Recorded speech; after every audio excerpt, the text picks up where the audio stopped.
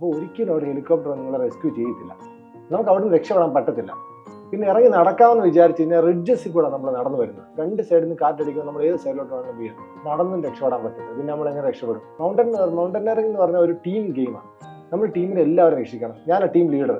നമുക്ക് മരണം സംഭവിച്ചാലും അവരെ ടീമിനെ രക്ഷിക്കണം എന്നുള്ളതാണ് നമ്മുടെ നിയമം. രാത്രിയില്ല അവിടെ, പകല് മാത്രമേ ഉള്ളൂ. ഞങ്ങളുടെ പോകുന്ന സമയത്ത് 24 hours സൂര്യൻ ഉദിച്ച് നിൽക്കുക. നമുക്ക് ഉറക്കം വരത്തില്ല. കാരണം നമ്മുടെ ബയോളജിക്കൽ ക്ലോക്ക് അവിടെ ചെല്ലുമ്പോൾ അവതാളത്തിലാവും. നമ്മൾ വിശക്കുകയാണെങ്കിൽ നമ്മുടെ കയ്യിൽ ഗ്യാസ് ഉണ്ട്, കത്തിക്കുന്ന ബേർണറുണ്ട്, ഐസ് ഉണ്ട്. ഇത് വെച്ചിട്ട് ഐസ് ചൂടാക്കി വെള്ളമാക്കി കുടിക്കും. എന്നിട്ട് ആരോഗ്യം കൊണ്ട് വീണ്ടും നടക്കും. എനിക്ക് എവറസ്റ്റ് കയറിയ സമയത്ത് 40 ലക്ഷം രൂപയുടെ കടം. എനിക്ക് തിരിച്ചു തന്നാൽ വീട്ടിൽ നിൽക്കാൻ പറ്റത്തില്ല. കാരണം വെച്ച് കഴിഞ്ഞാൽ ഒരു പരാജിതനായിട്ടായിരിക്കും പോകുന്നത്. എവറസ്റ്റ് കയറി വന്ന ഷെയ്ക്ക് ആയിരിക്കത്തില്ല എവറസ്റ്റ് കയറാതെ വരുന്നത്. എനിക്ക് ഹൈ ആൾട്ടിറ്റ്യൂഡ് പൾമണറി എഡീമ വന്നായിരുന്നു.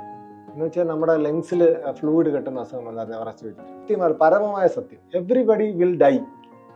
അതിനുള്ളിൽ നിങ്ങൾക്ക് ചെയ്യാൻ പറ്റുന്ന കാര്യങ്ങൾ ചെയ്യുക, നിങ്ങൾക്ക് ചെയ്യാൻ പറ്റുന്ന അഡ്വഞ്ചറുകൾ ചെയ്യുക.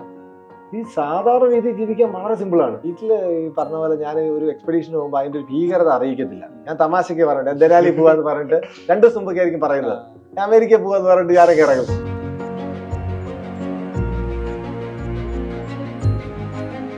പർവ്വതാരോഹകൻ ഷെയ്ഖ് ഹസൻ ഖാനാണ് ദ ക്യൂ അഭിമുഖത്തിൽ. സ്വാഗതം. Thank you very much. North അമേരിക്കയിൽ നിന്ന് വലിയൊരു അപകട വാർത്ത, പിന്നീട് രക്ഷാപ്രവർത്തനം, പിന്നീട് നാട്ടിലേക്ക് തൊട്ടുടനെയാണ് നമ്മൾ സംസാരിക്കുന്നത്.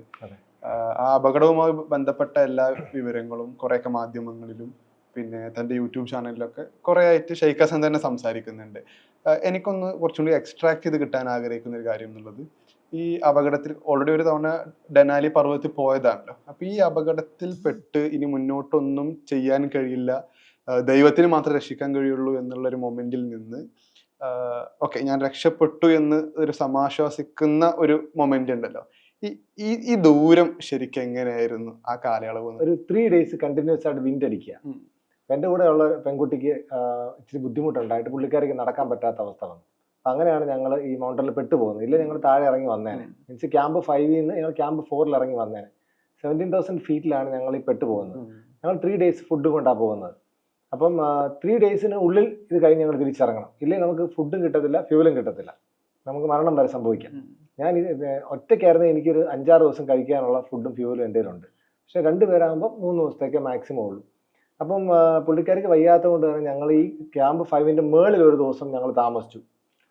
ടെന്റ് ഇല്ലാതെ വളരെ ഡേഞ്ചറസ് ആയിട്ട് മലമടക്കിൽ ഞങ്ങൾ സ്ലീപ്പിംഗ് ബാഗ് തുറന്നിട്ട് താമസിച്ചു.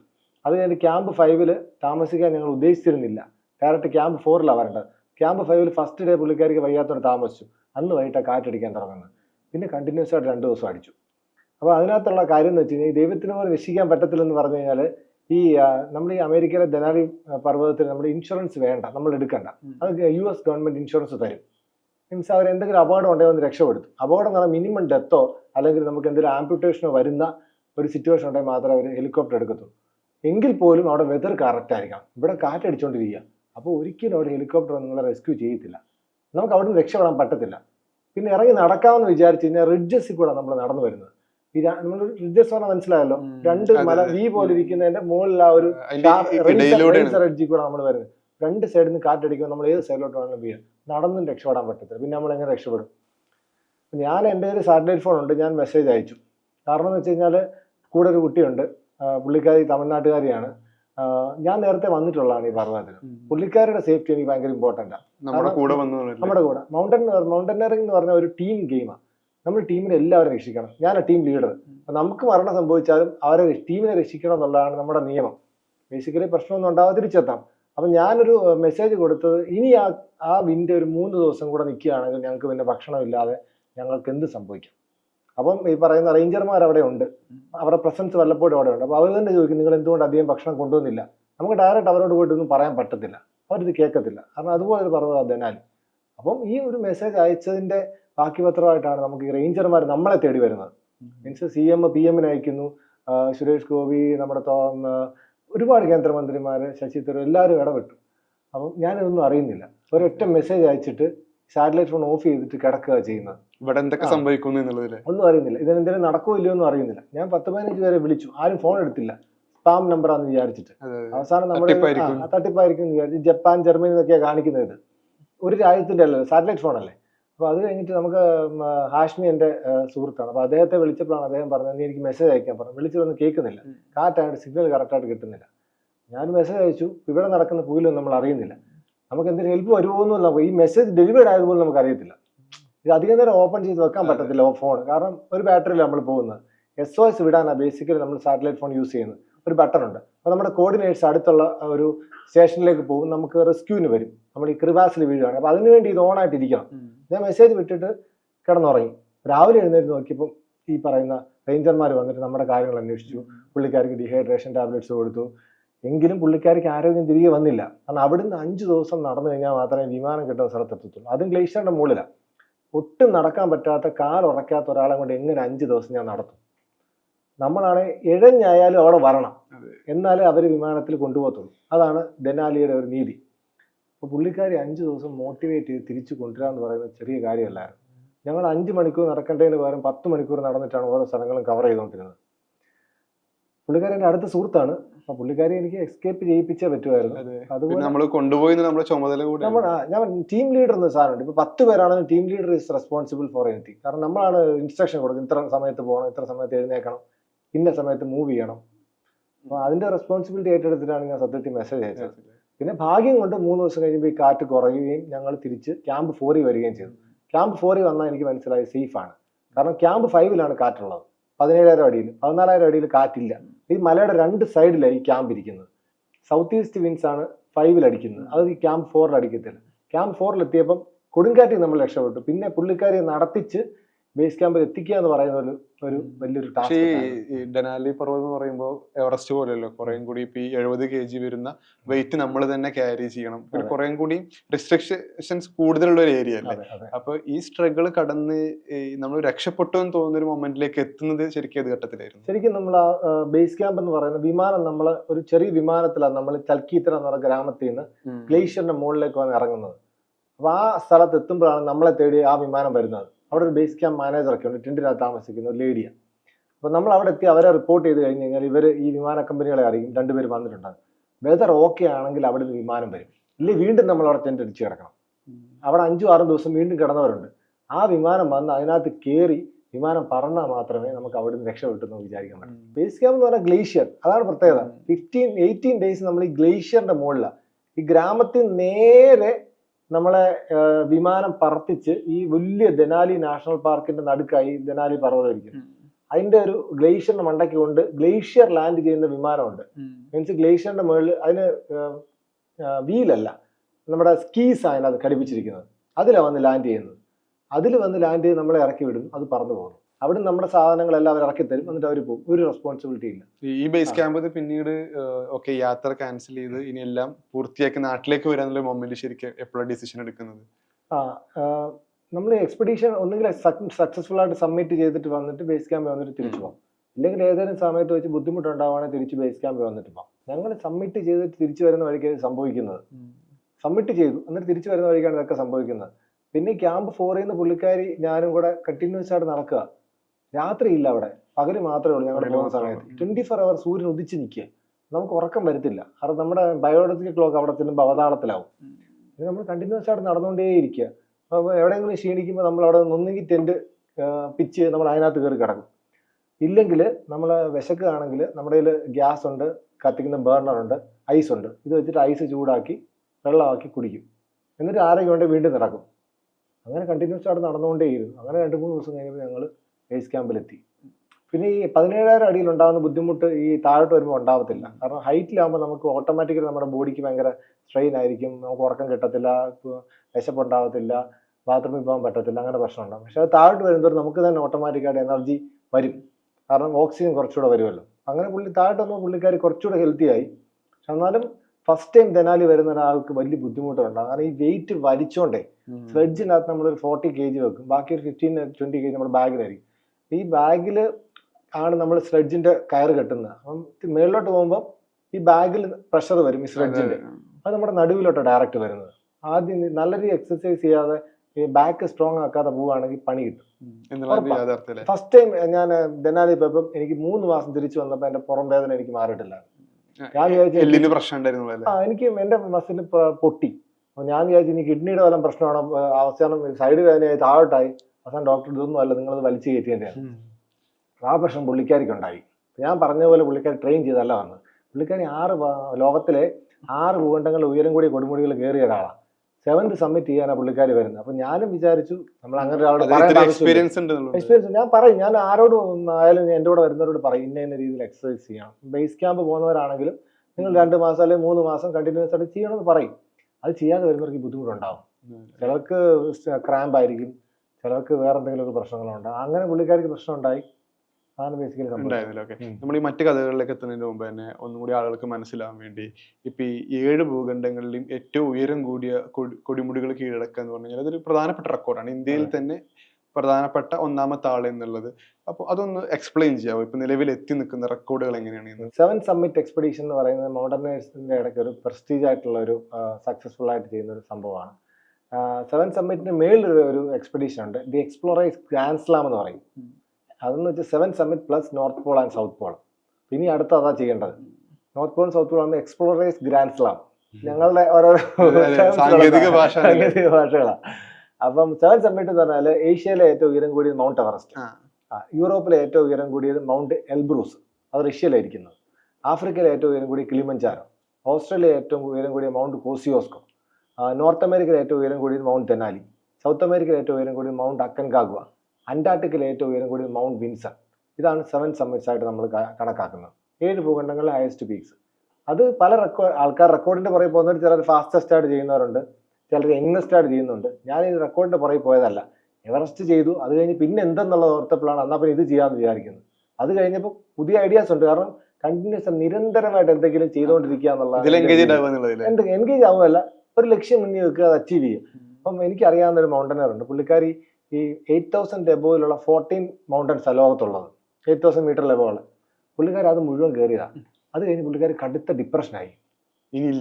ഇനി എനിക്കൊന്നും ചെയ്യാനില്ല. കാരണം പുള്ളിക്കാരിക്ക് സത്യമാണ്, വേറൊന്നും ഒരു പുള്ളിൽ ഇതുപോലെ എടുത്തു വെക്കാനുള്ള ഒരു ടാർഗറ്റ് ഇല്ല. പുള്ളിക്കാരി എന്നെ കരയുകയും മേടിക്കുകയൊക്കെ ചെയ്താൽ ഞാനെന്ത് ചെയ്യാനാ? ഞാൻ പറഞ്ഞു നിങ്ങൾ വേറെ കാര്യങ്ങളിലേക്ക് ഇറങ്ങും, മോട്ടിവേഷൻ അങ്ങനെ കാര്യങ്ങൾ ഇറങ്ങും. കണ്ടില്ലേ, ഇന്ന് ഫ്രണ്ടിലൊന്നും ചെയ്യാനില്ലെന്നൊരവസ്ഥ വന്നു കഴിഞ്ഞാൽ ആർക്കായാലും പ്രശ്നം ഉണ്ടാവും. അപ്പം മരണം വരെ എന്തെങ്കിലും ചെയ്യാൻ ലക്ഷ്യം ഉണ്ടാക്കുക എന്നുള്ളതാണ് എൻ്റെ ലക്ഷ്യം. ഇത് തന്നെ ഞാൻ യൂത്തിനോടും കുട്ടികളോടും പറയുന്നത്. നിങ്ങളിപ്പോൾ റിട്ടയർ ആയി കഴിഞ്ഞിട്ട് ഇനി എനിക്ക് റിട്ടയർമെന്റ് ലൈഫ് എൻജോയ് ചെയ്യാൻ പോവാണ്, അങ്ങനെ ഒരു ലൈഫ് ഇല്ല. അപ്പോഴും നിങ്ങൾ എന്തെങ്കിലും ഇപ്പം വിദേശീയരെ എനിക്കറിയാം, ഫോട്ടോഗ്രാഫി പാഷനായിട്ട് കാണും. അവർ ലോകത്തെ ഫോട്ടോസ് ഒക്കെ എടുത്ത്, ചിലർ ബ്ലോഗ് എഴുതുന്നവരുണ്ട്, ചിലർ കൽപ്പണിക്ക് പോകുന്ന ആൾക്കാരുണ്ട്, അമേരിക്കക്കാരന്മാർ.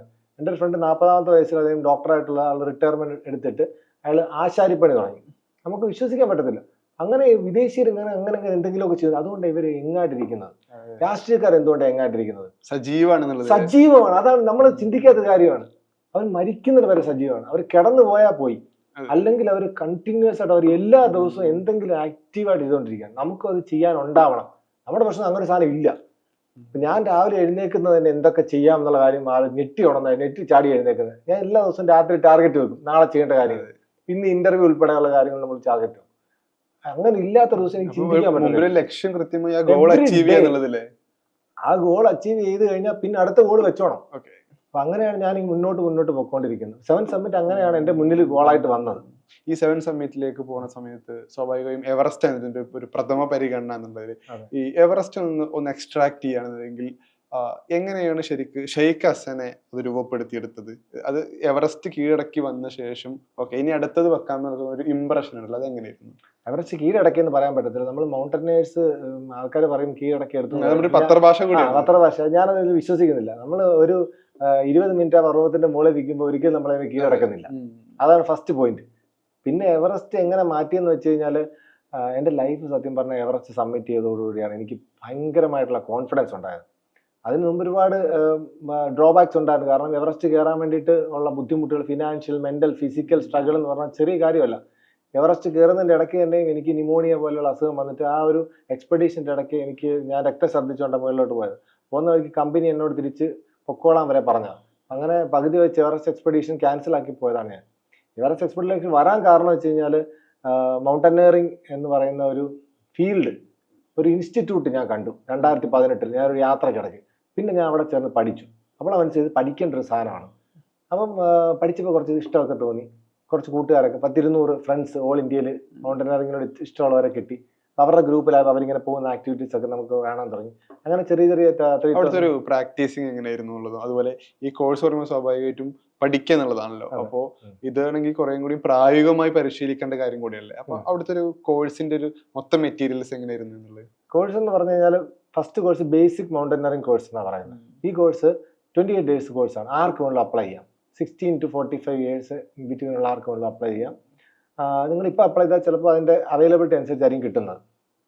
28 days എന്ന് പറഞ്ഞു കഴിഞ്ഞാൽ നിങ്ങൾ പട്ടാള ക്യാമ്പിലുള്ളത് പോലെ രാവിലെ 5 മണിക്ക് നിങ്ങളെ ഉണർത്തും, എന്നിട്ട് നിങ്ങളെ ഓടിക്കും, എല്ലാ പരിപാടികളും ചെയ്യും. അത് സിവിലിയൻസ് ആയിട്ട് നമുക്ക് ഭയങ്കര എക്സ്പീരിയൻസ് ആണ് അതിന് ജോയിൻ ചെയ്യുന്നത്. നമ്മുടെ ചിന്താഗതി, നമ്മുടെ രീതികളും എല്ലാം മാറി 28 days കൊണ്ട് നമ്മൾ പട്ടാളക്കാരനായിട്ട് മാറും.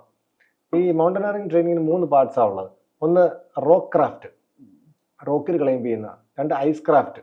3 സ്നോ ക്രാഫ്റ്റ്. റോക്ക് ക്രാഫ്റ്റ് അവിടെ ഏതെങ്കിലും ബോൾഡറിങ് ഏരിയ കാണും, അവിടെ വെച്ചിട്ടാണ് ചെയ്യുന്നത്, ഈ ഇൻസ്റ്റിറ്റ്യൂട്ടിൻ്റെ അടുത്ത് തന്നെ. മറ്റേത് ചെയ്യാൻ വേണ്ടി ഗ്ലേഷ്യറിലേക്ക് കൊണ്ടുപോകും. അവിടെയാണ് ഇതിൻ്റെ ബ്യൂട്ടിഫുൾ പാർട്ടുള്ളത്. നമ്മളെ ട്രക്ക് ചെയ്യിപ്പിച്ചിട്ട് 20-25 kilos നമ്മുടെ പുറത്ത് വെച്ച്, മീൻസ് നമ്മുടെ എല്ലാ സാധനവും എടുക്കാൻ പറയും. നമുക്ക് എല്ലാ എക്യുപ്മെൻറ്റ്സും അവർ തരും. ഈ 30 daysലേക്കുള്ള ഒരു 10 ലക്ഷം രൂപയുടെ സാധനം നമുക്ക് തരും. ഇതൊന്നും കളയാതെ തിരിച്ചു കൊണ്ട് കൊടുക്കണം. ഇതെല്ലാം നമ്മുടെ തോളിൽ വെച്ചിട്ട് ഈ നടത്തിച്ച് ഇവർ നമ്മളെ ഗ്ലേഷ്യറിൽ കൊണ്ടുപോയി ഗ്ലേഷ്യറിൽ കയറാനും ഇറങ്ങാനും അവിടുത്തെ ടെക്നിക്സും എല്ലാം പഠിപ്പിച്ച്, സ്നോ ഉണ്ടെങ്കിൽ സ്നോയിലെ കാര്യങ്ങളൊക്കെ പഠിപ്പിച്ച്, നല്ല ഭക്ഷണമൊക്കെ തന്ന്, നല്ല ചീത്തവിളിയൊക്കെ തന്ന് തിരിച്ചു കൊണ്ടുപോകും. അതും പഠിക്കുന്നുള്ളതല്ലേ? എല്ലാം പഠിക്കും. നമ്മൾ മനസ്സിലാക്കാത്തൊരു കാര്യം എന്ന് വെച്ചാൽ ടൈമിനുള്ള importance. What is importance of time എന്ന് പറഞ്ഞാൽ അത് പഠിക്കണം. ഈ കോഴ്സിന് പോയാൽ മതി. 9:35 നിങ്ങൾ ഫാളിൻ ആവണമെന്ന് പറഞ്ഞാൽ 9:30 അവിടെ എത്തിക്കോണം. 9:35 മൂവാ. എക്സ്ക്യൂസ് ഒന്നുമില്ല. നിങ്ങൾ 5 minute താമസിച്ചാൽ നിങ്ങളെ അവന്മാർ ഓടിച്ച് പരിപ്പടക്കും. അതിന് ഒരാൾക്കും തടയാൻ പറ്റത്തില്ല. വെടിവെക്കുമെന്ന് ഉള്ള ഒഴിച്ച് ബാക്കി എല്ലാവരും ചെയ്യും. മാനസികമായിട്ട് അവർ നമ്മളെ പട്ടാളക്കാർ ടെക്നിക്ക് കൊണ്ട് നമ്മളെ ഹേർട്ട് ചെയ്യും. നമ്മുടെ ഒരു ഈഗോ ഹേർട്ട് ചെയ്യും. അങ്ങനെ നമ്മൾ ചെയ്തു പോകും. അത് നമുക്ക് തിരിച്ചു വരുമ്പോൾ മനസ്സിലാവും ഇവർ എന്തൊരു പവറാണ് നമുക്ക് തന്നെ. ആ സമയം നമുക്ക് ഭയങ്കര ദേഷ്യം തോന്നി ചെയ്യുന്ന സമയത്ത്. ഈ 200 പേരടക്കി നമ്മളെ അങ്ങ് ഇല്ലാതാക്കുക ചെയ്യുന്നത്. 2 minute ചിലപ്പം ഈ 200 പേർ കൂടെ ഒരു 10 ടോയ്ലറ്റേ കാണത്തുള്ളൂ. നിങ്ങൾ രാവിലെ 4 മണിക്ക് വേണം എഴുതി വിട്ടോണം, 5 മണിക്ക് പോകണമെങ്കിൽ. ചിലർ 3 മണിക്കൊക്കെ എഴുന്നേറ്റ് ഇതിന് പോകും. കാരണം ആ സമയത്ത് ഇറങ്ങണമല്ലോ. അങ്ങനെ ഒരു ട്രെയിനിങ് ആണ് ബേസിക് മൗണ്ടനറിങ്. അതായത് ഈ ലൈസൻസ് ഉണ്ടെങ്കിൽ മാത്രമാണ് പിന്നീട് ഈ എവറസ്റ്റിലേക്കോ മറ്റൊക്കെ പോകാൻ ഇല്ല, അങ്ങനെ വേണമെന്നില്ല. നമ്മൾ ബേസിക്കലി പഠിക്കണം ഇത് എന്താണെന്ന്. ഒരു കാര്യം പത്രപ്രവർത്തനമാണെങ്കിലും വെറുതെ ഒരാൾക്ക് ചെയ്യാം, പഠിച്ചിട്ടും ചെയ്യാം. ബേസിക് മൗണ്ടനറിങ് കോഴ്സ് നിങ്ങൾ A grade പാസ് ആവുകയാണെങ്കിൽ നിങ്ങൾക്ക് അഡ്വാൻസ്ഡ് മൗണ്ടനറിങ് കോഴ്സിന് ജോയിൻ ചെയ്യാം. അതും 28 days ആണ്. അതിന് വലിയ പെട്ടെന്ന് അപ്ലൈ ചെയ്താൽ പെട്ടെന്ന് കിട്ടും. ഒരുപാട് പേരൊന്നും അതിന് അപ്ലൈ ചെയ്യാറില്ല. അതിനെന്ന് വെച്ചാൽ കുറച്ച് അഡ്വാൻസ്ഡ് ആയിട്ടുള്ള ക്ലൈംബിംഗ് ടെക്നിക്സ് പഠിപ്പിക്കും. നിങ്ങളെ ഒരു എന്താ പറയുക, ഒരു മൗണ്ടൻ ക്ലൈംബർ ആക്കും. മറ്റെന്താ ബേസിക് കാര്യങ്ങൾ പഠിപ്പിക്കത്തുള്ളൂ. ഒറ്റയ്ക്ക് എങ്ങനെ എക്സ്പെഡീഷന് പോകാൻ പറ്റും, അത് ഞാൻ കംപ്ലീറ്റ് ചെയ്തായിരുന്നു. അതിന് മേളിലുള്ള കോഴ്സാണ് സെർച്ച് ആൻഡ് റെസ്ക്യൂ എന്ന് പറഞ്ഞ കോഴ്സാണ്. ശരിക്കും മൗണ്ടനറിങ്ങിൻ്റെ ഒരു PhD പോലത്തെ കോഴ്സാണ്. 21 days കോഴ്സാണ്. ഇത് 2 A grade പാസ്സായി മാത്രമേ സെർച്ച് ആൻഡ് റെസ്ക്യൂവിന് ജോയിൻ ചെയ്യാൻ പറ്റത്തുള്ളൂ.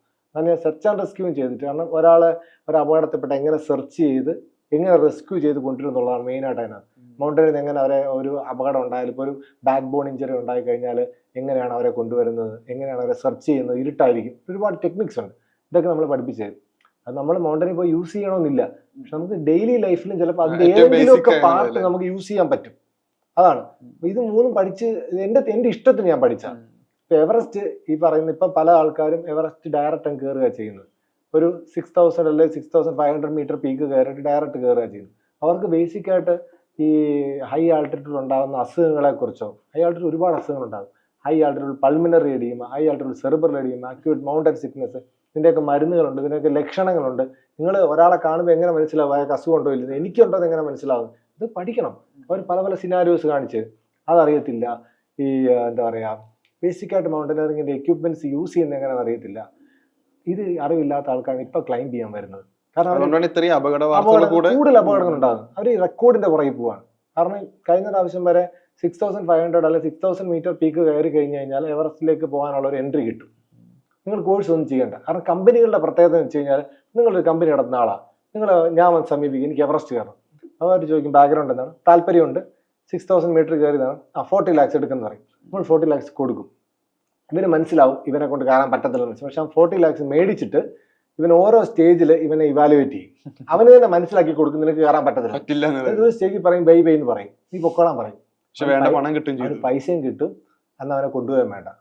പക്ഷെ അത് അങ്ങനെ ചെയ്യാത്ത കമ്പനികളും ഉണ്ട്, വളരെ റെപ്യൂട്ടഡ് ആയിട്ട് ചെയ്യുന്ന കമ്പനികൾ. സത്യസന്ധമായി ചെയ്യുന്നത് സത്യസന്ധത ഇപ്പോൾ വളരെ കുറവാണ്. കാരണം പൈസ കിട്ടുക എന്നുള്ള ഇമ്പോർട്ടൻറ്റ്. മെയിനായിട്ട് ഇന്ത്യക്കാരാണ് ഈ പറയുന്ന പോലെ ചീപ്പായിട്ട്, മീൻസ് 40 ലക്ഷം എന്നൊക്കെ പറയുന്ന എവറസ്റ്റ് കയറുന്നതിന് ഏറ്റവും റേറ്റ് കുറവാണ്.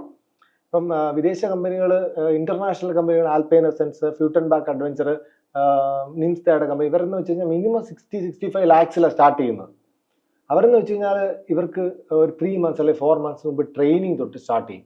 ചിലപ്പോൾ ഇവർ വിദേശത്താണെങ്കിൽ ഇവർക്ക് 3 മാസം ചിലപ്പോൾ ഇവർ ഹൈപ്പോക്സി ബാഗിലൊക്കെ ആയിരിക്കും താമസിക്കുന്നത്. പ്രത്യേകതരം ടെന്റ് ഉണ്ട്, അതിനകത്ത് ഓക്സിജൻ കുറച്ചിട്ട് അതിനകത്ത് 3 മാസം താമസിക്കും. എവറസ്റ്റ് കൊടുക്കാൻ പോകുന്ന ഭക്ഷണം ഇവരെ കൊണ്ട് നേരത്തെ കഴിപ്പിക്കും. അങ്ങനെ ഇവരെ അക്ലമറ്റ് ചെയ്തായിരിക്കും ഈ എവറസ്റ്റ് ബേസ് ക്യാമ്പിലേക്ക് കൊണ്ടുവരുന്നത്. നമ്മൾ ഡയറക്റ്റ് അവിടെ പോയി വീഴുക. ഞാൻ ഈ എവറസ്റ്റ് പോകുന്നതിന് മുമ്പ് നമുക്കൊരു തിരുവനന്തപുരത്ത് ജിമ്മി ജോർജ് സ്റ്റേഡിയത്തിനകത്തൊരു ഹൈ ആൾട്ടിറ്റ്യൂഡ് ട്രെയിനിങ് സെന്റർ ഉണ്ട്. പക്ഷെ അത് വർക്കിംഗ് അല്ല, ഇപ്പോഴും വർക്കിംഗ് അല്ല.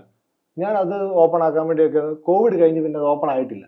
ഒരുപാട് എന്താ പറയുക, ഒരു പെറ്റീഷനൊക്കെ കൊടുത്തിട്ട് പോലും നമുക്ക് ഓപ്പൺ ആക്കി കിട്ടിയിട്ടില്ല. പക്ഷെ വിദേശീയർ വരുന്നത് ഇതെല്ലാം പ്രിപ്പയർ ചെയ്തിട്ടാണ് വരുന്നത്. ഇന്ത്യക്കാർ ഇതൊന്നും പ്രിപ്പയർ ചെയ്യാതെ പോകുന്നത്. അതാണ് ഇന്ത്യക്കാർ കൂടുതൽ അപകടങ്ങൾ ഉണ്ടാകുന്നത്.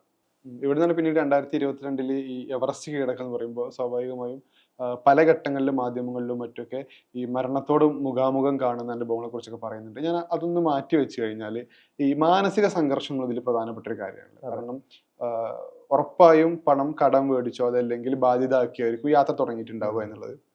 സ്വാഭാവികമായിട്ടും ആളുകളെ ബോധ്യപ്പെടുത്തുന്നുള്ള കൂടെ ഇതിന്റെ ഒരു ഭാഗമാണ്. ഈ എന്തിനാണ് ആ പണം ഉണ്ടെങ്കിൽ ഇവിടെ മറ്റൊരു കാര്യം ചെയ്യാമെന്നുള്ളത് സ്വാഭാവിക ചോദ്യം വരുന്ന സമയത്താണ് ഈ മാനസിക സംഘർഷം കൂടെ മറികടന്നിട്ട് വേണമല്ലോ ഈ യാത്ര തുടരാനുള്ളത്. അതെങ്ങനെ ശരിക്കും മെയിൻറ്റെയിൻ ചെയ്യാറുണ്ട്? അത് ചിലപ്പം എൻ്റെ മെന്റൽ പവർ കൊണ്ടായിരിക്കാം. പറയുന്നത് പോലെ നമ്മൾ പൈസ കണ്ടെത്തുന്നത് മുതൽ കമ്പനി നല്ലതാണെന്ന് നമുക്ക് അറിയത്തില്ല. നമ്മൾ കമ്പനിയെ വിശ്വസിച്ച് പൈസ കൊടുക്കുക. നമ്മുടെ ടാർഗറ്റ് 2022 എവറസ്റ്റിന്റെ മുകളിൽ കയറി ഏറ്റവും വലിയ ദേശീയ പതാക പറപ്പിക്കുക എന്നുള്ളതാണ് എൻ്റെ ടാർഗറ്റ്. നമുക്ക് ആരെയും വിശ്വസിക്കാൻ പറ്റത്തില്ല. അപ്പം ആ മെന്റൽ പ്രോബ്ലം നമ്മുടെ ഈ മനസ്സിൽ കിടക്കും. നമുക്കിത് നേരത്തെ നമ്മളിവിടെ പോയിട്ടുമില്ല. അപ്പം നമുക്ക് ഇനി അടുത്ത എന്താ വരുന്നത് നമുക്ക് അറിയത്തില്ല. അതുകൊണ്ട് വീഡിയോ പോലും എടുക്കാൻ പേടിയാണ്. എവറസ്റ്റ് അത് വീഡിയോ ഞാൻ എടുത്തിട്ടില്ല. കാരണം വ്ലോഗ് ചെയ്യാനൊന്നും പറ്റത്തില്ല. സാധാരണ എല്ലായിടവും പോയി ഞാൻ വീഡിയോ എടുക്കുന്ന ആളാണ്. കാരണം നാളെ എന്താ പറ്റുന്ന അറിയത്തില്ല. ഹൈറ്റിൽ പോകുമ്പോൾ നമുക്ക് എന്തൊക്കെയാണ് ബുദ്ധിമുട്ട് വരുന്നത് അറിയത്തില്ല. 8000 മീറ്റർ ഞങ്ങൾ പോയിട്ടില്ല. 8000 മീറ്റർ എത്തുമ്പോൾ ബോഡിക്ക് എന്തൊക്കെയാണ് ബുദ്ധിമുട്ട് വരുന്നത് നമുക്ക് അറിയത്തില്ല. ഇതെല്ലാം ഇങ്ങനെ നമ്മുടെ മൈൻഡിൽ ഇങ്ങനെ കിടന്ന് കളിച്ചുകൊണ്ടേയിരിക്കും. അപ്പം ഒരു സ്റ്റേജിൽ എത്തിക്കഴിയുമ്പോൾ നിങ്ങൾക്ക് ഇത് താങ്ങാൻ പറ്റാതാകുമ്പോൾ നിങ്ങൾ ഇത് ക്വിറ്റ് ചെയ്തിട്ട് വരും. ഞാൻ ചെയ്യുന്ന കാര്യം എന്ന് വെച്ച് കഴിഞ്ഞാൽ ഇപ്പം എല്ലാ മെന്റൽ സ്ട്രഗിൾ ഉണ്ടെങ്കിലും ഇപ്പം അവർ എവറസ്റ്റ് ബേസ് ക്യാമ്പിൽ എത്തിക്കഴിഞ്ഞാൽ പിന്നെ ഞാൻ അതിനെക്കുറിച്ച് ചിന്തിക്കത്തില്ല. കാരണം വീട്ടിൽ പോലും ഞാൻ വിളിക്കത്തില്ല. അതാ പറഞ്ഞത്, ഞാൻ മാക്സിമം ഞാൻ കട്ട് ഓഫ് ചെയ്യും. കാരണം എനിക്ക് അവിടുത്തെ കാര്യം അറിയേണ്ട ആവശ്യം. ഞാൻ ഇവിടെ ഒരു മിഷന് വേണ്ടി വന്ന അവിടുത്തെ ആൾക്കാരുമായിട്ടുള്ള ഒരു സമ്പർക്കവും അവരുടെ കഥകൾ കേൾക്കലും അവിടുത്തെ കുക്കിങ്ങുമായിട്ടൊക്കെ ഞാൻ അവിടെ കൂടും. അപ്പോൾ നമുക്ക് മെന്റലി ഫ്രീ ആണ്. പിന്നെ അവിടെ തന്നെ ഈ ചെറിയ ചെറിയ ഗ്രൂപ്പുകൾ കാണും. ഇപ്പോൾ ഒരു 20 പേരൊക്കെ എക്സ്പെഡീഷൻ ആണ്, 2-3 പേര് ഇന്ത്യക്കാർ പ്രത്യേകിച്ച് മാറി സംസാരിക്കുമ്പോൾ അവരെങ്ങനെയാണ് പോകുന്നത്, ഇന്നലെ അവർക്ക് മറ്റേ ടീമിന് ഇങ്ങനെ പ്രശ്നം ഉണ്ടാക്കി, ഞാൻ അവരുടെ കൂടെ പോകത്തില്ല. കാരണം നമ്മൾ അങ്ങനെ സംസാരിക്കുമ്പോൾ നമുക്ക് ഓട്ടോമാറ്റിക്കായിട്ട് നെഗറ്റീവായിട്ടുള്ളൊരു എനർജി വരും. മാത്രമല്ല നമുക്കൊരു അവിടെ ഇങ്ങനെ സംഭവിച്ചല്ലോ, അവിടെ എത്തുമ്പോൾ നമുക്ക് ഓർക്കും അവൻ പറഞ്ഞായിരുന്നല്ലോ, അപ്പൊ നമുക്കവിടെ സംഭവിക്കുകയും ചെയ്യും. ഇതൊന്നും അറിയാതെ പോകുന്ന ഏറ്റവും ബെസ്റ്റ്. പോസിറ്റീവായിട്ട് സംസാരിക്കുന്ന ആൾക്കാരുമായിട്ട് ഞാൻ കൂടുതൽ സമ്പർക്കം പുലർത്തും ഇതുപോലെ എക്സ്പെഡീഷന് പോകുമ്പോൾ. പിന്നെ പുറത്തുനിന്നുള്ള ഇൻപുട്ടുകൾ വളരെ കുറച്ചായിരിക്കും എടുക്കുന്നത്. അങ്ങനെ ഞാൻ എൻ്റെ ബോധപൂർവം ഈ മെന്റൽ പ്രോബ്ലം ഞാൻ ഒഴിവാക്കുക ചെയ്യുന്നത്. കാരണം ഇത് മനസ്സിലിട്ട് ഞാൻ ഉഴത്തില്ല. അങ്ങനെ ഓവർകം ചെയ്യും. അതായത് ഇപ്പൊ ഈ സബ്മിറ്റ് ചെയ്യാന്ന് പറയുന്നതിന്റെ ഏറ്റവും ഒരു മൂർത്തമായ പോയിന്റ് എന്ന് പറയുന്നതാണ്. പക്ഷെ ഇതാണോ അതല്ല ഇതിലേക്കുള്ള യാത്രയാണോ ഏറ്റവും കൂടുതൽ ഹൈ തരുന്നത്? സബ്മിറ്റ് എന്ന് പറയുന്നത് ഒന്നുമല്ല. സബ്മിറ്റ് ചെയ്യണമെന്നേ ഇല്ല. ശരിക്കും പറഞ്ഞാൽ സബ്മിറ്റിലേക്കുള്ള യാത്രയും ആ തിരിച്ചുള്ള യാത്രയുമാണ് ഈ ഞാൻ പറഞ്ഞോട്ടെ. ഇപ്പൊ എവറസ്റ്റ് 60 days ആണ്, ഡെനാലി 18 days ആണ്. ഇപ്പൊ 18 days നിങ്ങൾ നടക്കുക. അതിനകത്ത് 20 minutes ആയിരിക്കും അല്ലെങ്കിൽ 10 minutes ആയിരിക്കും നിങ്ങൾ സബ്മിറ്റിലുള്ളത്. ആ 18 days - 10 minutes നിങ്ങൾ എൻജോയ് ചെയ്തില്ലെങ്കിൽ നിങ്ങൾക്ക് എങ്ങനെയാ ശരിക്കും ആ ഒരു എക്സ്പെഡീഷൻ ചെയ്യാൻ പറ്റുക? റെക്കോർഡ് എന്നുള്ളത് മാത്രമാവുമെന്നുള്ളതില്ല. റെക്കോർഡ് എനിക്ക് അറിയത്തില്ല. ആൾക്കാരെങ്ങനെ, ചില ആൾക്കാർ എനിക്ക് അറിയാവുന്ന കിളിമഞ്ചാരോ പല മൗണ്ടൻസും കരഞ്ഞുകൊണ്ടാണ് പോകുന്നത്. മീൻസ് അവർക്ക് ഓരോ സ്ട്രെസ്, എനിക്ക് വയ്യായി എന്ന് പറഞ്ഞ ഈ ഗൈഡിനെ ഹയർ ചെയ്യും. എന്നിട്ട് ഇവരങ്ങ് വിഷമം പറയുക. അവർക്ക് പോകാൻ പറ്റത്തില്ല. പക്ഷെ അവർക്ക് മുകളിലെത്തുകയും വേണം. ചില പത്രക്കാരോടൊക്കെ പറഞ്ഞിട്ടായിരിക്കും പോകുന്നത്. അങ്ങനെയാണ് നമുക്കിത് ലൈഫിലും അങ്ങനെ നമുക്ക് എൻജോയ് ചെയ്യാനേ പറ്റത്തില്ല. ഓരോ നിമിഷവും നമ്മൾ എൻജോയ് ചെയ്യണം. കാരണം കണ്ടിന്യൂസ് ആയിട്ട് 10 മണിക്കൂർ നടക്കുക നമ്മൾ. അതിൻ്റെ ഇടയ്ക്ക് 2 മണിക്കൂർ കൂടുമ്പോൾ നിർത്തി ഒന്ന് ഒരു സിപ്പ് വെള്ളം കുടിക്കും, വീണ്ടും നടക്കും. കണ്ടിന്യൂസ് ആയിട്ട് 10 മണിക്കൂർ നടക്കണേ നമ്മുടെ മെന്റൽ പവർ എന്തായിരിക്കണം? നമ്മൾ റോബോട്ട് പോലെ നടക്കണം. ആ ഓരോ കാല് വെക്കും നമ്മൾ എൻജോയ് ചെയ്ത് എന്ത് സംഭവിക്കുന്ന അറിയാമോ? നമ്മൾ ശരിക്കും ഒരു എന്താ പറയാ, ഒരു ട്രാൻസ് സ്റ്റേറ്റിലേക്ക് പോകും. പിന്നെ നമ്മൾ നടക്കുന്ന അറിയത്തില്ല. എല്ലാം ഓട്ടോമാറ്റിക് സംഭവിക്കും. അപ്പോഴായിരിക്കും നമ്മൾ അറിയുന്നത് നമ്മൾ ഇവിടെ എത്തിയെന്ന്. പക്ഷെ ആ ഓരോ നിമിഷവും നിങ്ങൾ പഴിക്കുകയാണ്. നിങ്ങളുടെ ഈ ബൂട്ട് എന്നൊക്കെ പറഞ്ഞാൽ കരിങ്കല്ല് പോലത്തെ സാധനങ്ങളാണ്. നമ്മുടെ കാലിലെ കണങ്കാലിലെ ഈ പല പോയിന്റുകളും തട്ടും. അല്ല, നമ്മുടെ കാലിനകത്ത് ബൂട്ട്സ് ഉണ്ടല്ലോ, വലിയ ബൂട്ട്സ്. അപ്പൊ കാല് തട്ടും നമ്മൾ നടക്കുമ്പോൾ, തട്ടി ഇത് പുണ്ണാവും. എനിക്ക് അങ്ങനെ സംഭവിക്കും. ഫ്രണ്ടിൽ കാല് ഇടിച്ചിടിച്ച് നമ്മുടെ വിരല് പൊളിയും, മുറിയും. ഇതെല്ലാം കാല് നടക്കാൻ ഭയങ്കര വേദനയായിരിക്കും. ഇതൊക്കെ നമ്മൾ ഈ ട്രാൻസ് സ്റ്റേറ്റിലാണെങ്കിൽ മാത്രമേ നമുക്ക് മറക്കാൻ പറ്റത്തുള്ളൂ. ഇല്ലേ നമ്മുടെ മൈൻഡിൽ എപ്പോഴും എന്തായിരിക്കും, എനിക്ക് അവിടെ വേദനിക്കുന്നു, നടുവ് വേദനിക്കുന്നു, വേദനയുണ്ട്. ഇത് മറന്നു നടന്നാൽ മാത്രമേ നമുക്ക് എൻജോയ് ചെയ്ത് നടക്കാൻ പറ്റത്തുള്ളൂ. ആ ഒരു നടപ്പ് എൻജോയ് ചെയ്താൽ മാത്രമേ നമുക്ക് ഈ എക്സ്പെഡീഷൻ എൻജോയ് ചെയ്യാൻ പറ്റത്തുള്ളൂ. അല്ലാതെ സമ്മിറ്റ് ഒന്നുമല്ല. ശരിക്കും ആ മൗണ്ടൻ എൻജോയ് ചെയ്യാൻ നമ്മൾ പോകുന്നത്. ഇപ്പൊ ആൾക്കാർ സമ്മിറ്റിന്റെ പ്രശ്നം വെച്ചാൽ നമ്മളിപ്പം ആൾക്കാരുടെ സ്പോൺസർഷിപ്പ് മേടിച്ചുകൊണ്ട് പോവുകയാണെങ്കിൽ നമ്മൾ സബ്മിറ്റ് ചെയ്യാൻ ബാധ്യസ്ഥനാവും. പിന്നെ നമുക്ക് ടെൻഷൻ ആവും, നാളെ കൊടുങ്കാറ്റടിക്കുകയാണെങ്കിൽ എനിക്ക് കയറാൻ പറ്റൂ, ഇല്ല എങ്ങനെ ചെയ്യാൻ പറ്റും. അതൊരു പ്രശ്നമാണ്. അതുകൊണ്ടൊക്കെ ആയിരിക്കും ആൾക്കാർ ഈ പറഞ്ഞ സബ്മിറ്റിന് ഇമ്പോർട്ടൻസ് കൊടുക്കുന്നത്. ഈ ഹസൻ പല കാലത്തും ഇന്റർവ്യൂകളിലാണെങ്കിലും വേദികളിലാണെങ്കിലും അഭിമുഖങ്ങളിലൊക്കെ പറഞ്ഞൊരു കാര്യമാണ്, പ്രധാനമായിട്ട് എപ്പോഴും ആവർത്തിക്കാറുണ്ട്, എനിക്കൊരു പക്ഷെ ജീവനേക്കാൾ വലുത് എൻ്റെ ലക്ഷ്യമാണ് എന്നുള്ളത്. ആ ഒരു വേർഡിൽ കുറേ കൂടി ഒരു ജീവന്റെ വില കിടക്കുന്നുണ്ട് എന്നുള്ളത്. അപ്പോൾ ഒന്നുകൂടി എക്സ്ട്രാക്ട് ചെയ്യണമെങ്കിൽ ഏത് തരം പ്രതിസന്ധികൾ മറികടന്നിട്ടും ഞാൻ ഉദ്ദേശിച്ച ഗോൾ അച്ചീവ് ചെയ്യുന്ന പറയും ഇതിനൊരു മോട്ടീവ് ഉണ്ടല്ലോ, അതെന്താണ് എന്നുള്ളത്? അത് ബേസിക്കലി ഞാനത് എവറസ്റ്റ് എക്സ്പെഡീഷനെ ഉദ്ദേശിച്ച് പറഞ്ഞതാണ്. കാരണം എവറസ്റ്റ് എക്സ്പെഡീഷൻ ഞാൻ ഒന്നുമില്ലായ്മ എന്നാണ് തുടങ്ങിയത്. ഞാൻ 100 കണക്കിന് സ്പോൺസർമാരെ തപ്പിയിട്ട് എനിക്ക് ആരെയും കിട്ടിയിട്ടില്ലായിരുന്നു. ഒരുപാട് സ്റ്റോറീസ് ഉണ്ട് സ്പോൺസർമാരെ തപ്പിയ സ്റ്റോറി. ഒരു സ്റ്റോറി പറയുന്നത്, ഞാനിപ്പോൾ ഉമ്മൻചാണ്ടി സാറിനെ കുറിച്ചാണ്. ഞാനത് പറഞ്ഞേ പറ്റും, ഞാനതെങ്ങും പറഞ്ഞിട്ടില്ല. നമുക്ക് നമ്മുടെ മലയാളികൾ ആദ്യം സ്പോൺസറായിട്ട് കാണുന്ന ആരെയാ? യൂസുഫ് അലി. അദ്ദേഹത്തിൻ്റെ അടുത്ത് എങ്ങനെ എത്തും? പാടായെത്താൻ. അപ്പം ഞങ്ങളുടെ ഉമ്മൻചാണ്ടി സാറിന് എല്ലാവർക്കും ആക്സസിബിലിറ്റി ഉണ്ട്. അപ്പം ഞങ്ങളുടെ ഒരു ചേട്ടനെയും വിളിച്ച്, കോൺഗ്രസിലെ ഒരു ചേട്ടനെയും വിളിച്ച് ഉമ്മൻചാണ്ടി സാറിനെ കാണാൻ പോവാം. അപ്പം സാറിന് വയ്യാതിരിക്കുന്ന കാലഘട്ടം അവസാനമായപ്പോൾ. അപ്പോൾ സാറിന് മരണ വീട്ടിൽ നിന്ന് ഇറങ്ങി വന്ന് 5 മിനിറ്റ് ഞങ്ങളോട് സംസാരിച്ചു. ഞാൻ പറഞ്ഞൊക്കെ കേട്ടു. എന്നിട്ട് പറഞ്ഞു, നീ വീട്ടിൽ വരാൻ പറഞ്ഞു. അപ്പം അങ്ങനെ ഞാനും ഇദ്ദേഹം കൂടെ സാറിൻ്റെ വീട്ടിൽ പോയി. ഇന്ന് ചാണ്ടി ഉമ്മൻ സാറുണ്ട്. അപ്പം ഉമ്മൻചാണ്ടി സാർ പുറകിൽ ഒരു ഓഫീസിലാണ് വന്നിരിക്കുന്നത്. അപ്പോൾ അദ്ദേഹം അവിടെ വന്ന് ഓഫീസിൽ വന്നിട്ട് എൻ്റെ അടുത്ത് ചോദിച്ചു, നീ എവറസ്റ്റ് കയറൂ? ഞാൻ പറഞ്ഞു, എവറസ്റ്റ് കയറും സാർ, എനിക്കൊരു സ്പോൺസറെ വേണം സാർ, യൂസുഫ് അലി സാറിനെ ഒന്ന് കണക്ട് ചെയ്ത് തന്നാൽ വലിയ ഉപകാരമായിരിക്കും. അദ്ദേഹം ഫോൺ എടുത്ത് യൂസുഫ് അലി അദ്ദേഹത്തെ വിളിക്കുക, നമ്പർ ഡയൽ ചെയ്യുക. നമ്പർ ഡയൽ ചെയ്തുകൊണ്ടിരിക്കുന്ന ഇടയ്ക്ക് ഇദ്ദേഹം ഉറങ്ങിപ്പോയി. ഇദ്ദേഹം അന്ന് ഈ ക്യാൻസറിൻ്റെ മരുന്ന് എടുക്കുന്നുണ്ട്. ഈ മരുന്ന് ഭയങ്കര സെഡേഷനാണ്. ഇദ്ദേഹം നിമിഷത്തേക്ക് ഉറങ്ങിപ്പോകും. പിന്നെ ഞങ്ങൾ അദ്ദേഹത്തെ വിളിച്ചില്ല, ഉണർത്തിയില്ല. ഞങ്ങൾ അവിടുന്ന് പോയി. ശരിക്കും ആ കോള് കണക്ട് ആയിരുന്നെങ്കിൽ ചിലപ്പോൾ എനിക്ക് അന്നേ സ്പോൺസറെ കിട്ടിയ അവസരങ്ങൾ വന്നത്. അപ്പം അങ്ങനെ ചെയ്യുന്ന മനുഷ്യന്മാരും ഉണ്ട്. നമ്മളെ പുറകെ നടന്നാൽ ചെയ്യാത്ത ആൾക്കാരും ഉണ്ട്. സ്പോൺസർമാരെ കണ്ടുപിടിക്കുക എന്നുള്ളത് വലിയ ഹെക്റ്റിക് ആയിട്ടുള്ള പ്രശ്നമായിരുന്നു. അത് ഞാൻ ഓവർകം ചെയ്തു. ചെയ്തെന്ന് വെച്ച് കഴിഞ്ഞാൽ പല ആൾക്കാർക്ക് പൈസ പിരിച്ച് 40 ലക്ഷം രൂപ കടവുമായിട്ടാണ് ഞാൻ പോകുന്നത്. പിന്നെ ഇന്ത്യയുടെ 75th year of India's independence, ആസാദിക്ക് അമൃത് മഹോത്സവം, നമ്മുടെ കോൺട്രിബ്യൂഷനായിട്ട്, മൈ കോൺട്രിബ്യൂഷനായിട്ട് ലോകത്തിലെ ഏറ്റവും വലിയ ദേശീയ പതാക അതിൻ്റെ മണ്ടയ്ക്ക് പറത്തി ഗിന്നസ് വേൾഡ് റെക്കോർഡ് ഇടുക എന്നുള്ളതാണ് എൻ്റെ ലക്ഷ്യം. ഗിന്നസ് വേൾഡ് റെക്കോർഡ് ഇടാൻ നോക്കിയപ്പോൾ അവർ 16,000 യൂറോ ചോദിച്ചു, അവരുടെ ഒരാളെയും കൂടെ കൊണ്ടുപോകണമെന്നൊക്കെ. അപ്പം ഞാൻ അത് വേണ്ടാന്ന് വെച്ചു. ഇത് ചെയ്യണം, ഇതെനിക്ക് 2022 മാത്രമേ ചെയ്യാൻ പറ്റത്തുള്ളൂ. അതുകൊണ്ടാണ് എനിക്ക് അതിലാണ് ഞാൻ ഫോക്കസ് ചെയ്തത്. അപ്പോൾ എനിക്ക് ആ വർഷം കയറിയേ പറ്റൂ. അതുകൊണ്ടാണ് ഞാൻ ഇത് പറഞ്ഞത്. എനിക്ക് ജീവനേക്കാളും വലുതാണ് ഈ എക്സ്പെഡീഷൻ. കാരണം ഞാൻ എൻ്റെ 5 വർഷം ഇതിനു വേണ്ടി ഞാൻ മുടക്കിയതാണ്. സത്യം പറഞ്ഞു കഴിഞ്ഞാൽ പിന്നീട് എക്സ്പെഡീഷൻ ചെയ്യുമ്പോൾ ഞാൻ ചിന്തിക്കുന്നത് ജീവനേക്കാളും വലുതല്ല ഒന്നും. പക്ഷെ ആ ഒരു പോയിന്റിൽ എനിക്ക് അതായിരുന്നു. നമുക്ക് ഓരോരുത്തർക്ക് ഓരോ അവരുടെ സാഹചര്യമാണ് അവരെ കൊണ്ട് ഓരോന്ന് പറയിപ്പിക്കുന്നത്. എനിക്ക് എവറസ്റ്റ് കയറിയ സമയത്ത് 40 ലക്ഷം രൂപയുടെ കടം എനിക്ക് തിരിച്ചു തന്നാൽ വീട്ടിൽ നിൽക്കാൻ പറ്റത്തില്ല. കാരണം വെച്ച് കഴിഞ്ഞാൽ ഒരു പരാജിതനായിട്ടായിരിക്കും പോകുന്നത്. എവറസ്റ്റ് കയറി വന്ന ശരിക്കായിരിക്കത്തില്ല എവറസ്റ്റ് കയറാതെ വരുന്നത്. എവറസ്റ്റ് കയറി വന്നുകൊണ്ടാണ് എനിക്ക് വീണ്ടും ഓപ്പർച്യൂണിറ്റി കൂടിയതും എനിക്ക് ഭയങ്കരമായിട്ട് എനിക്ക് സെൽഫ് മോട്ടിവേഷൻ വന്നതല്ല.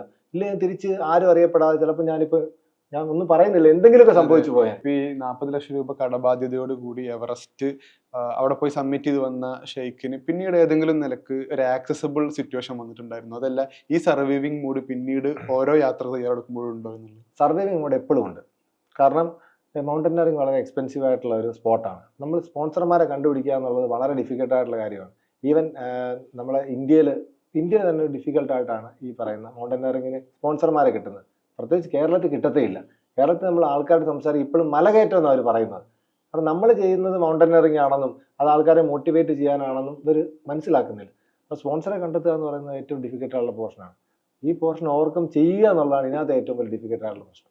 അതായത് ഈ ഒന്നാമത്തെ യാത്ര കഴിഞ്ഞ് ഈ ഇത്രയും കടബാധ്യതയുള്ള ഒരാള് പിന്നീട് എങ്ങനെയായിരുന്നു അടുത്ത യാത്രകൾക്ക് സമീപിക്കുമ്പോൾ?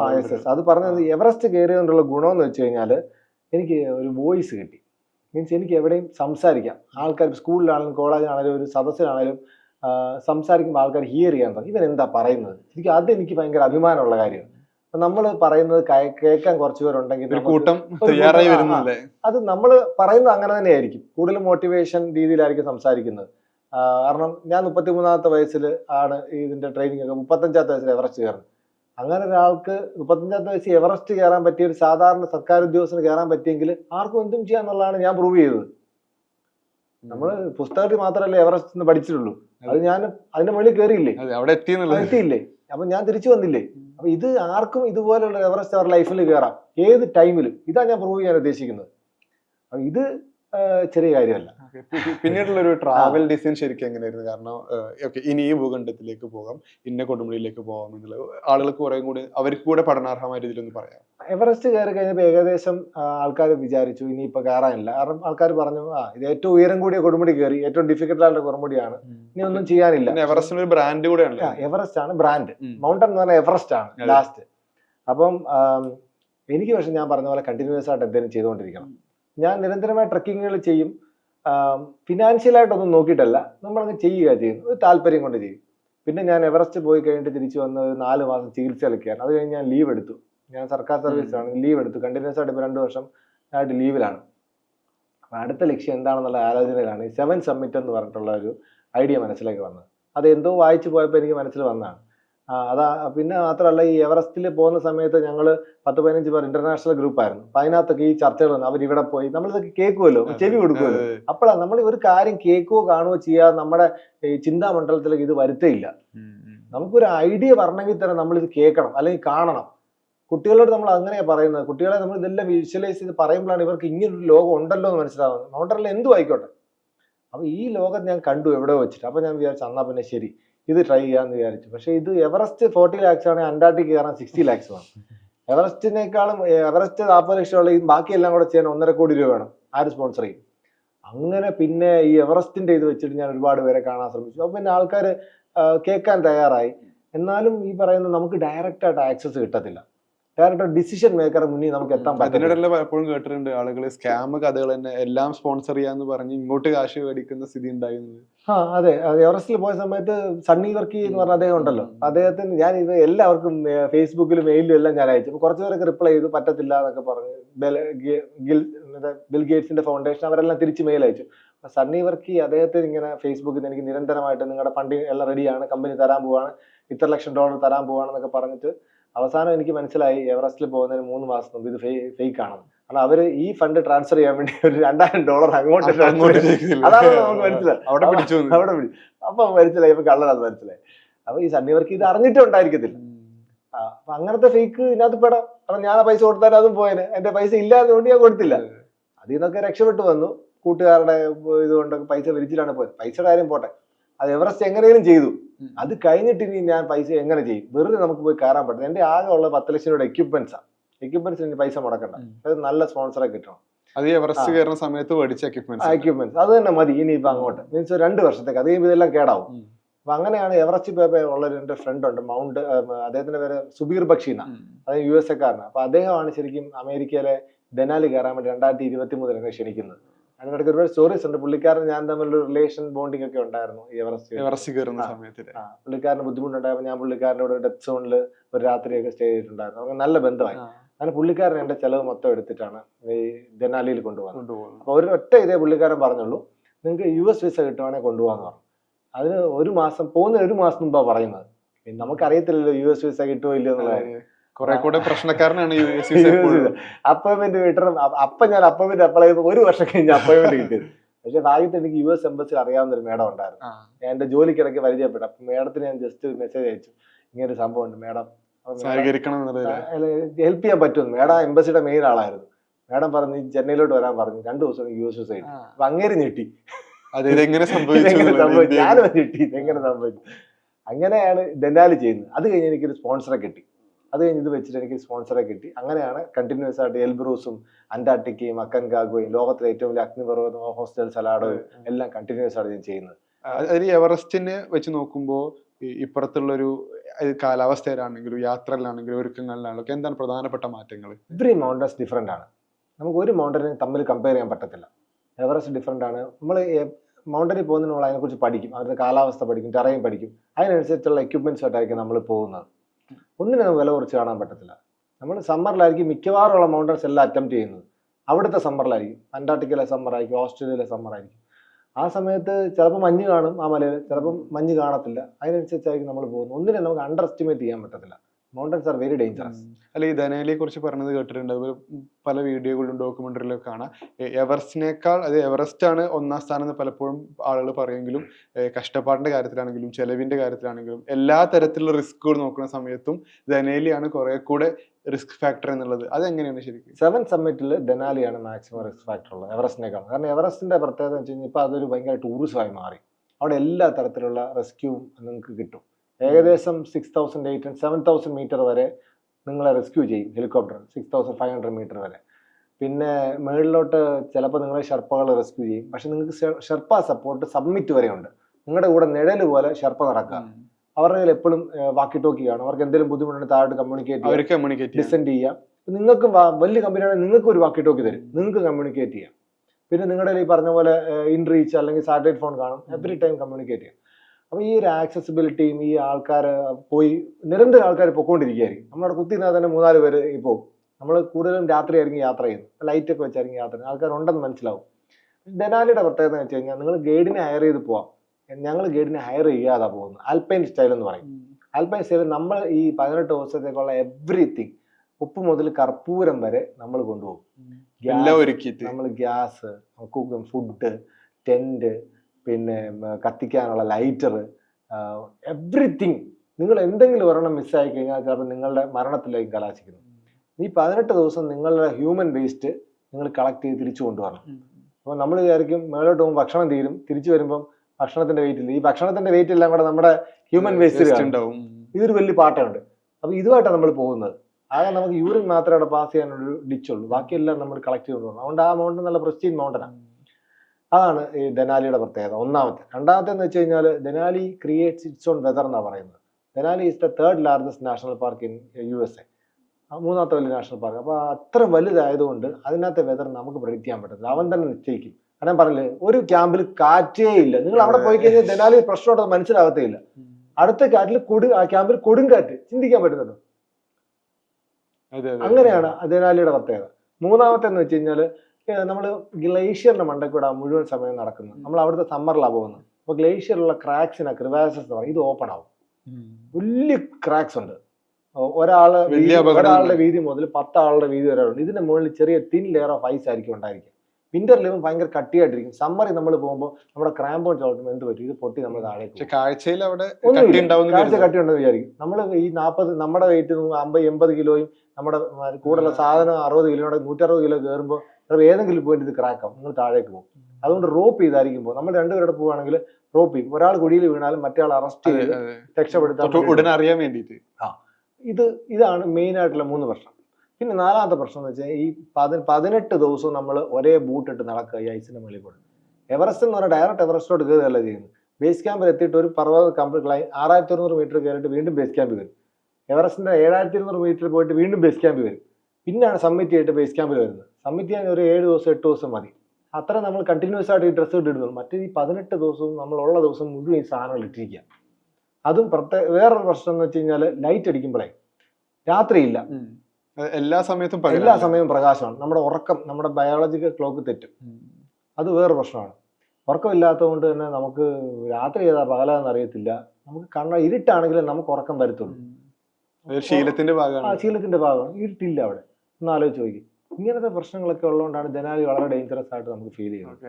ഈ എവറസ്റ്റ് യാത്ര പോയ ശേഷം ഏറ്റവും കൂടുതൽ സംസാരിച്ച ശ്രദ്ധേയമായ ഒരു കാര്യം അവിടുത്തെ വേസ്റ്റിന്റെ കാര്യമായിരുന്നു. കാരണം ഈ ഗ്ലേഷ്യറിലും മറ്റുണ്ടാക്കുന്ന ലീക്കേജ് പോലുള്ള പ്രധാനപ്പെട്ട ഒരുപാട് പ്രശ്നങ്ങൾ ഇതിന്റെ ഇമ്പാക്റ്റ് ആണല്ലോ. അത് ശരിക്കും എത്രത്തോളം ഗൗരവമാണ് എന്നുള്ളത്? എവറസ്റ്റിലെ വേസ്റ്റ് ഡിസ്പോസൽ വളരെ ഗൗരവമായിട്ടുള്ള കാര്യമാണ്. ഞങ്ങൾ പോയത് ഒരു ഏഷ്യൻ ഒരു നേപ്പാളി കമ്പനി വഴിയാണ് പോയത്. അപ്പോൾ അവരുടെ പ്രത്യേകത എന്ന് വെച്ച് കഴിഞ്ഞാൽ ബേസ് ക്യാമ്പിൽ അത്യാവശ്യം നല്ല ടെൻറ്റുകളുണ്ട്.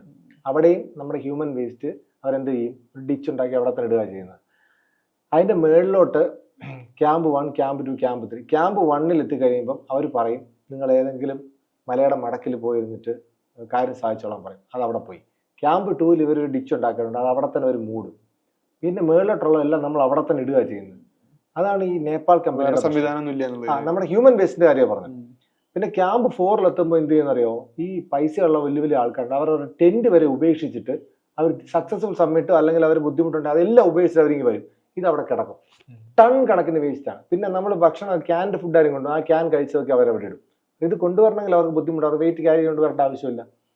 സാധാരണ നേപ്പാളി കമ്പനികളുടെ കാര്യമാണ്. പക്ഷെ നമ്മൾ ഈ പറഞ്ഞ ഇന്റർനാഷണൽ കമ്പനികൾ ഞാൻ പറഞ്ഞല്ലോ, അവർ ഈ പൈസ കൂടുതൽ മേടിക്കുന്നതെന്ന് വെച്ച് കഴിഞ്ഞാൽ സേഫ്റ്റി, പിന്നെ അവിടുത്തെ ഈ waste disposal, waste management, hygiene, ഫുഡിന്റെ ക്വാളിറ്റി, ഇതൊക്കെ കൊടുക്കാൻ വേണ്ടിയിട്ടാണ്.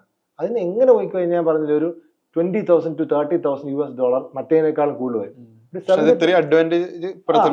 അപ്പം ആ വലിയ കമ്പനികൾ എന്ത് ചെയ്യും, അവർ ഈ പറയുന്ന പോലെയുള്ള ബാഗുകൾ, അതിനകത്ത് നിങ്ങൾ വേസ്റ്റ് കളക്ട് ചെയ്ത് തിരിച്ചു കൊണ്ടുവരാനും, കാരണം ഷെർപ്പന്മാർ അവർ ഏർപ്പാടാക്കിയിട്ടുണ്ട്, വേസ്റ്റ് നിങ്ങൾ കളക്ട് ചെയ്ത് കൊടുത്താൽ മതി, അതിന്റെ പൈസ അവർ മേടിക്കുന്നത്. പിന്നെ അവർ ഫുഡിന്റെ വേസ്റ്റ് അവർ ഇടത്തില്ല, അവരെല്ലാം ക്ലീൻ അപ്പ് ചെയ്യും. അങ്ങനെ ഈ റേറ്റ് കുറഞ്ഞുള്ള കമ്പനികൾ കൂടുതൽ വേസ്റ്റ് അവിടെ ഇടുകയും മറ്റവർ വേസ്റ്റ് കുറച്ചിടുകയും ചെയ്യും.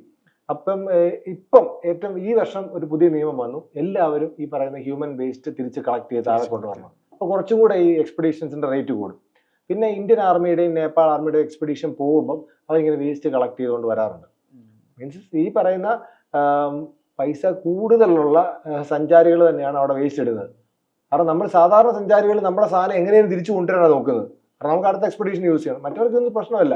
70,000 $1,00,000 ആ ഒരു എക്സ്പെഡീഷൻ ചിലവായി കഴിഞ്ഞാൽ അവർക്ക് അത് കളഞ്ഞു, അവർ സബ്മിറ്റ് ചെയ്ത് അവർ ഓക്കെ, തിരിച്ചു ചിലപ്പോൾ എല്ലാം കളഞ്ഞിട്ട് അവർ തിരിച്ചു വരും. വേസ്റ്റ് ഡിസ്പോസൽ വളരെ വലിയൊരു പ്രശ്നമാണ്. മാത്രമല്ല, എവറസ്റ്റ് ബേസ് ക്യാമ്പ് എന്ന് പറയുന്ന ഒരു ഗ്ലേഷ്യറിന്റെ മുകളിലാണ് നിൽക്കുന്നത്. ആ ഗ്ലേഷ്യറിന്റെ മുകളിലാണ് 10,000-3,000 പേര് ഈ സീസണിൽ വന്ന് താമസിക്കുന്നത്. ശരിക്കും ആ ഗ്ലേഷ്യർ ഉരുകിക്കൊണ്ടിരിക്കുകയാണ്. 2022 ഞാൻ പോയ എവറസ്റ്റ് ബേസ് ക്യാമ്പ് അല്ല, 2025 ഞാൻ ഈ വർഷം ഞാൻ പോയായിരുന്നു. കാരണം എവറസ്റ്റ് ബേസ് ക്യാമ്പ് റോക്ക് എന്ന് പറഞ്ഞൊരു റോക്ക് ഉണ്ട്, ആ റോക്കിന്റെ മേട്ടയ്ക്ക് നിന്ന് എല്ലാവരും ഫോട്ടോ എടുക്കുന്നത്. ആ റോക്കിന്റെ 2022-ലെയും 2025-ലെയും ഫോട്ടോ കണ്ടാൽ തന്നെ മനസ്സിലാവും. ഇപ്പോഴത്തെ ഫോട്ടോ എന്ന് വെച്ചാൽ അത് ആ റോക്ക് ഉരുകി പോകത്തില്ലല്ലോ, അതിന്റെ താഴത്തെ ഐസെല്ലാം ഉരുകിയിട്ട് ആ റോക്ക് ഒരു കുഴിയിലായിപ്പോ ഇരിക്കുന്നത്. നേരത്തെ ഈ റോക്ക് പൊങ്ങിയിരുന്ന, കാരണം അത്രയും ഗ്ലേഷ്യർ ഉരുകി. അത് ഭയങ്കര സീരിയസ് ആയിട്ടുള്ള പ്രശ്നമാണ്. അടുത്തൊരു പ്രശ്നം എന്ന് വെച്ച് കഴിഞ്ഞാൽ അവിടുത്തെ ഈ ഗ്ലേഷ്യർ ലേക്കുകളുണ്ട് ഒരുപാട്. ഈ ഗ്ലേഷ്യറിൽ ഉരുകിയിട്ട് ഗ്ലേഷ്യർ ലേക്സ് ആയി മാറിക്കൊണ്ടിരിക്കുക. ഈ ഗ്ലേഷ്യർ ലേക്സ് എല്ലാം ഇന്റർ കണക്റ്റഡാണ്. നമ്മുടെ കേദാർനാഥിലൊക്കെ ഉണ്ടായ അപകടം ഉണ്ടല്ലോ, ഗ്ലേഷ്യർ ലേക്ക് ബേസ്റ്റ് എന്ന് പറഞ്ഞിട്ട്. ഇവിടുത്തെ ഒരു ലേക്ക് ബേസ്റ്റ് ആയ പടപട എന്ന് പറഞ്ഞ് ഈ ലേക്ക് എല്ലാം പൊട്ടും, കണക്ഷൻ. അവസാനം ഈ താഴെയുള്ള ഒരുപാട് വില്ലേജുകൾ ഇല്ലാതാവും. നേപ്പാൾ ഇതിന്റെ താഴെ ഒരുപാട് ഭയങ്കര ഇമ്പാക്ട് കിടപ്പുണ്ട്. അപ്പം ഈ പറയുന്ന പോലെ ഇപ്പം അതിന്റെ ഇടയ്ക്ക് നേപ്പാൾ സർക്കാർ പറയുന്നത് കേട്ടു, ബേസ് ക്യാമ്പ് അവിടെ നിന്ന് മാറ്റാൻ പോകും. പക്ഷെ അവർക്കൊന്നും ചെയ്യാൻ പറ്റുന്നത്, നേപ്പാളിന്റെ വലിയൊരു റവന്യൂ എവറസ്റ്റ് എക്സ്പെഡീഷൻ ഇതാണ്. ഇപ്പം 2025 മുതൽ ഒരാൾ എവറസ്റ്റ് കയറണമെങ്കിൽ $15,000 $15,000 അവർക്ക് നേപ്പാൾ സർക്കാർ ഫീസായിട്ട് കൊടുക്കണം ഒരാൾ. അപ്പൊ ഒരു 1000 പേര് കയറുമ്പോൾ എത്രയായി? അവരുടെ പ്രധാന വരുമാനമാണ്. യാത്രയിൽ തന്നെ ഇപ്പൊ ഈ വൈറ്റ് ഐസും ബ്ലൂ ഐസും ഉണ്ടാവുമല്ലോ, ഇത് ഏതെങ്കിലും നിലക്ക് യാത്രയുടെ സമയത്ത് ഇൻഫ്ലുവൻസ് ചെയ്യാറുണ്ടോ, അതല്ല രണ്ടും സെയിം ആണോ എന്നുള്ളത്? അല്ല, ബ്ലൂ ഐസ് എന്ന് പറഞ്ഞാൽ വളരെ കട്ടിയുള്ള ഐസാണ്. അത് നമുക്ക് ക്രാംബോൺസ് ഉപയോഗിച്ച് അതിന് മേളിൽ നടക്കാൻ പറ്റത്തുള്ളൂ. മറ്റേന്ന് വെച്ചാൽ വെറ്റ് ഐസ് എന്ന് പറഞ്ഞു കഴിഞ്ഞാൽ പുതിയ ഐസാണ്, അതിനകത്ത് നമുക്ക് ക്രാംബോൺ ഉപയോഗിക്കാതെ നടക്കാം. പക്ഷെ നമ്മൾ ഒരുപാട് എഫേർട്ട് എടുത്തോടെ നടക്കാൻ പറ്റും, നമ്മുടെ കാല് കുഴിഞ്ഞു പോകും. പിന്നെ ഈ ഞാൻ ദെനാലിൽ 2023 പോയ സമയത്ത് ബ്ലൂ ഐസിന്റെ മണ്ടയ്ക്ക് ഞാൻ ക്രാംബോൺ ഇല്ലാതെ ചവിട്ടിയിട്ട് നടുപിടിച്ചൊരു വീണിട്ടൊരു അവസ്ഥയൊക്കെ ഉണ്ടായിട്ടുണ്ട്. അത് ശരിക്കും അപകടം ഉണ്ടാവുന്ന സാഹചര്യം തന്നെ. കരിങ്കല്ലാണ്, കരിങ്കല്ല് പോലത്തെ ഐസാണ് ഈ ബ്ലൂ ഐസ്. മറ്റേന്ന് പറഞ്ഞു കഴിഞ്ഞാൽ അത്ര കട്ടിയില്ല, അതിങ്ങനെ ബ്ലൂ ഐസ് ആവുന്നത് ഒരുപാട് കാലം കഴിയുമ്പോഴാണ് ബ്ലൂ ഐസ് ആവുന്നത്. ബ്ലൂ ഐസ് റിയൽ ഗ്ലേഷ്യർ, മറ്റേ ഇങ്ങനെ പൊഴിഞ്ഞു വീഴുന്ന മഞ്ഞൊക്കെ ആയിരിക്കും. ഓക്കെ, ആ കാഴ്ചക്കാരെ ആളുകൾക്ക് ഒന്ന് മനസ്സിലാവാൻ വേണ്ടിയിട്ട് ഇങ്ങനെ ഒരു യാത്ര ഡിസൈൻ ചെയ്യുന്നത് മുതലുള്ള ഒരു റുട്ടീൻ ഒന്ന് പറയാം. അതായത് ഹെൽത്ത് ആണെങ്കിലും ഫിനാൻഷ്യൽ സ്റ്റേജ് ആണെങ്കിലും പിന്നെ ഭക്ഷണം ഉൾപ്പെടെ ഇതിന്റെ എല്ലാ ഒരുക്കങ്ങളുടെ ഒരു സ്റ്റേജ് എങ്ങനെയാണെന്നുള്ളത്, ഇതിന്റെ പ്രൊസീജിയർ. ഇപ്പം ഒരു എക്സ്പെഡീഷൻ നമ്മൾ സെലക്ട് ചെയ്ത് കഴിഞ്ഞാൽ ഞാൻ പറഞ്ഞതുപോലെ ഇപ്പം എക്സാമ്പിൾ പറയുകയാണെങ്കിൽ ദെനാലി എക്സ്പെഡീഷൻ നമ്മൾ പോകാൻ വേണ്ടി തീരുമാനിച്ചു. വിദേശ രാജ്യത്ത് ആയതുകൊണ്ട് തന്നെ നമ്മുടെ പാസ്പോർട്ടൊക്കെ എക്സ്പയർഡ് ആയെന്ന് നോക്കും, അതൊക്കെ ഒന്നാമത് നോക്കും.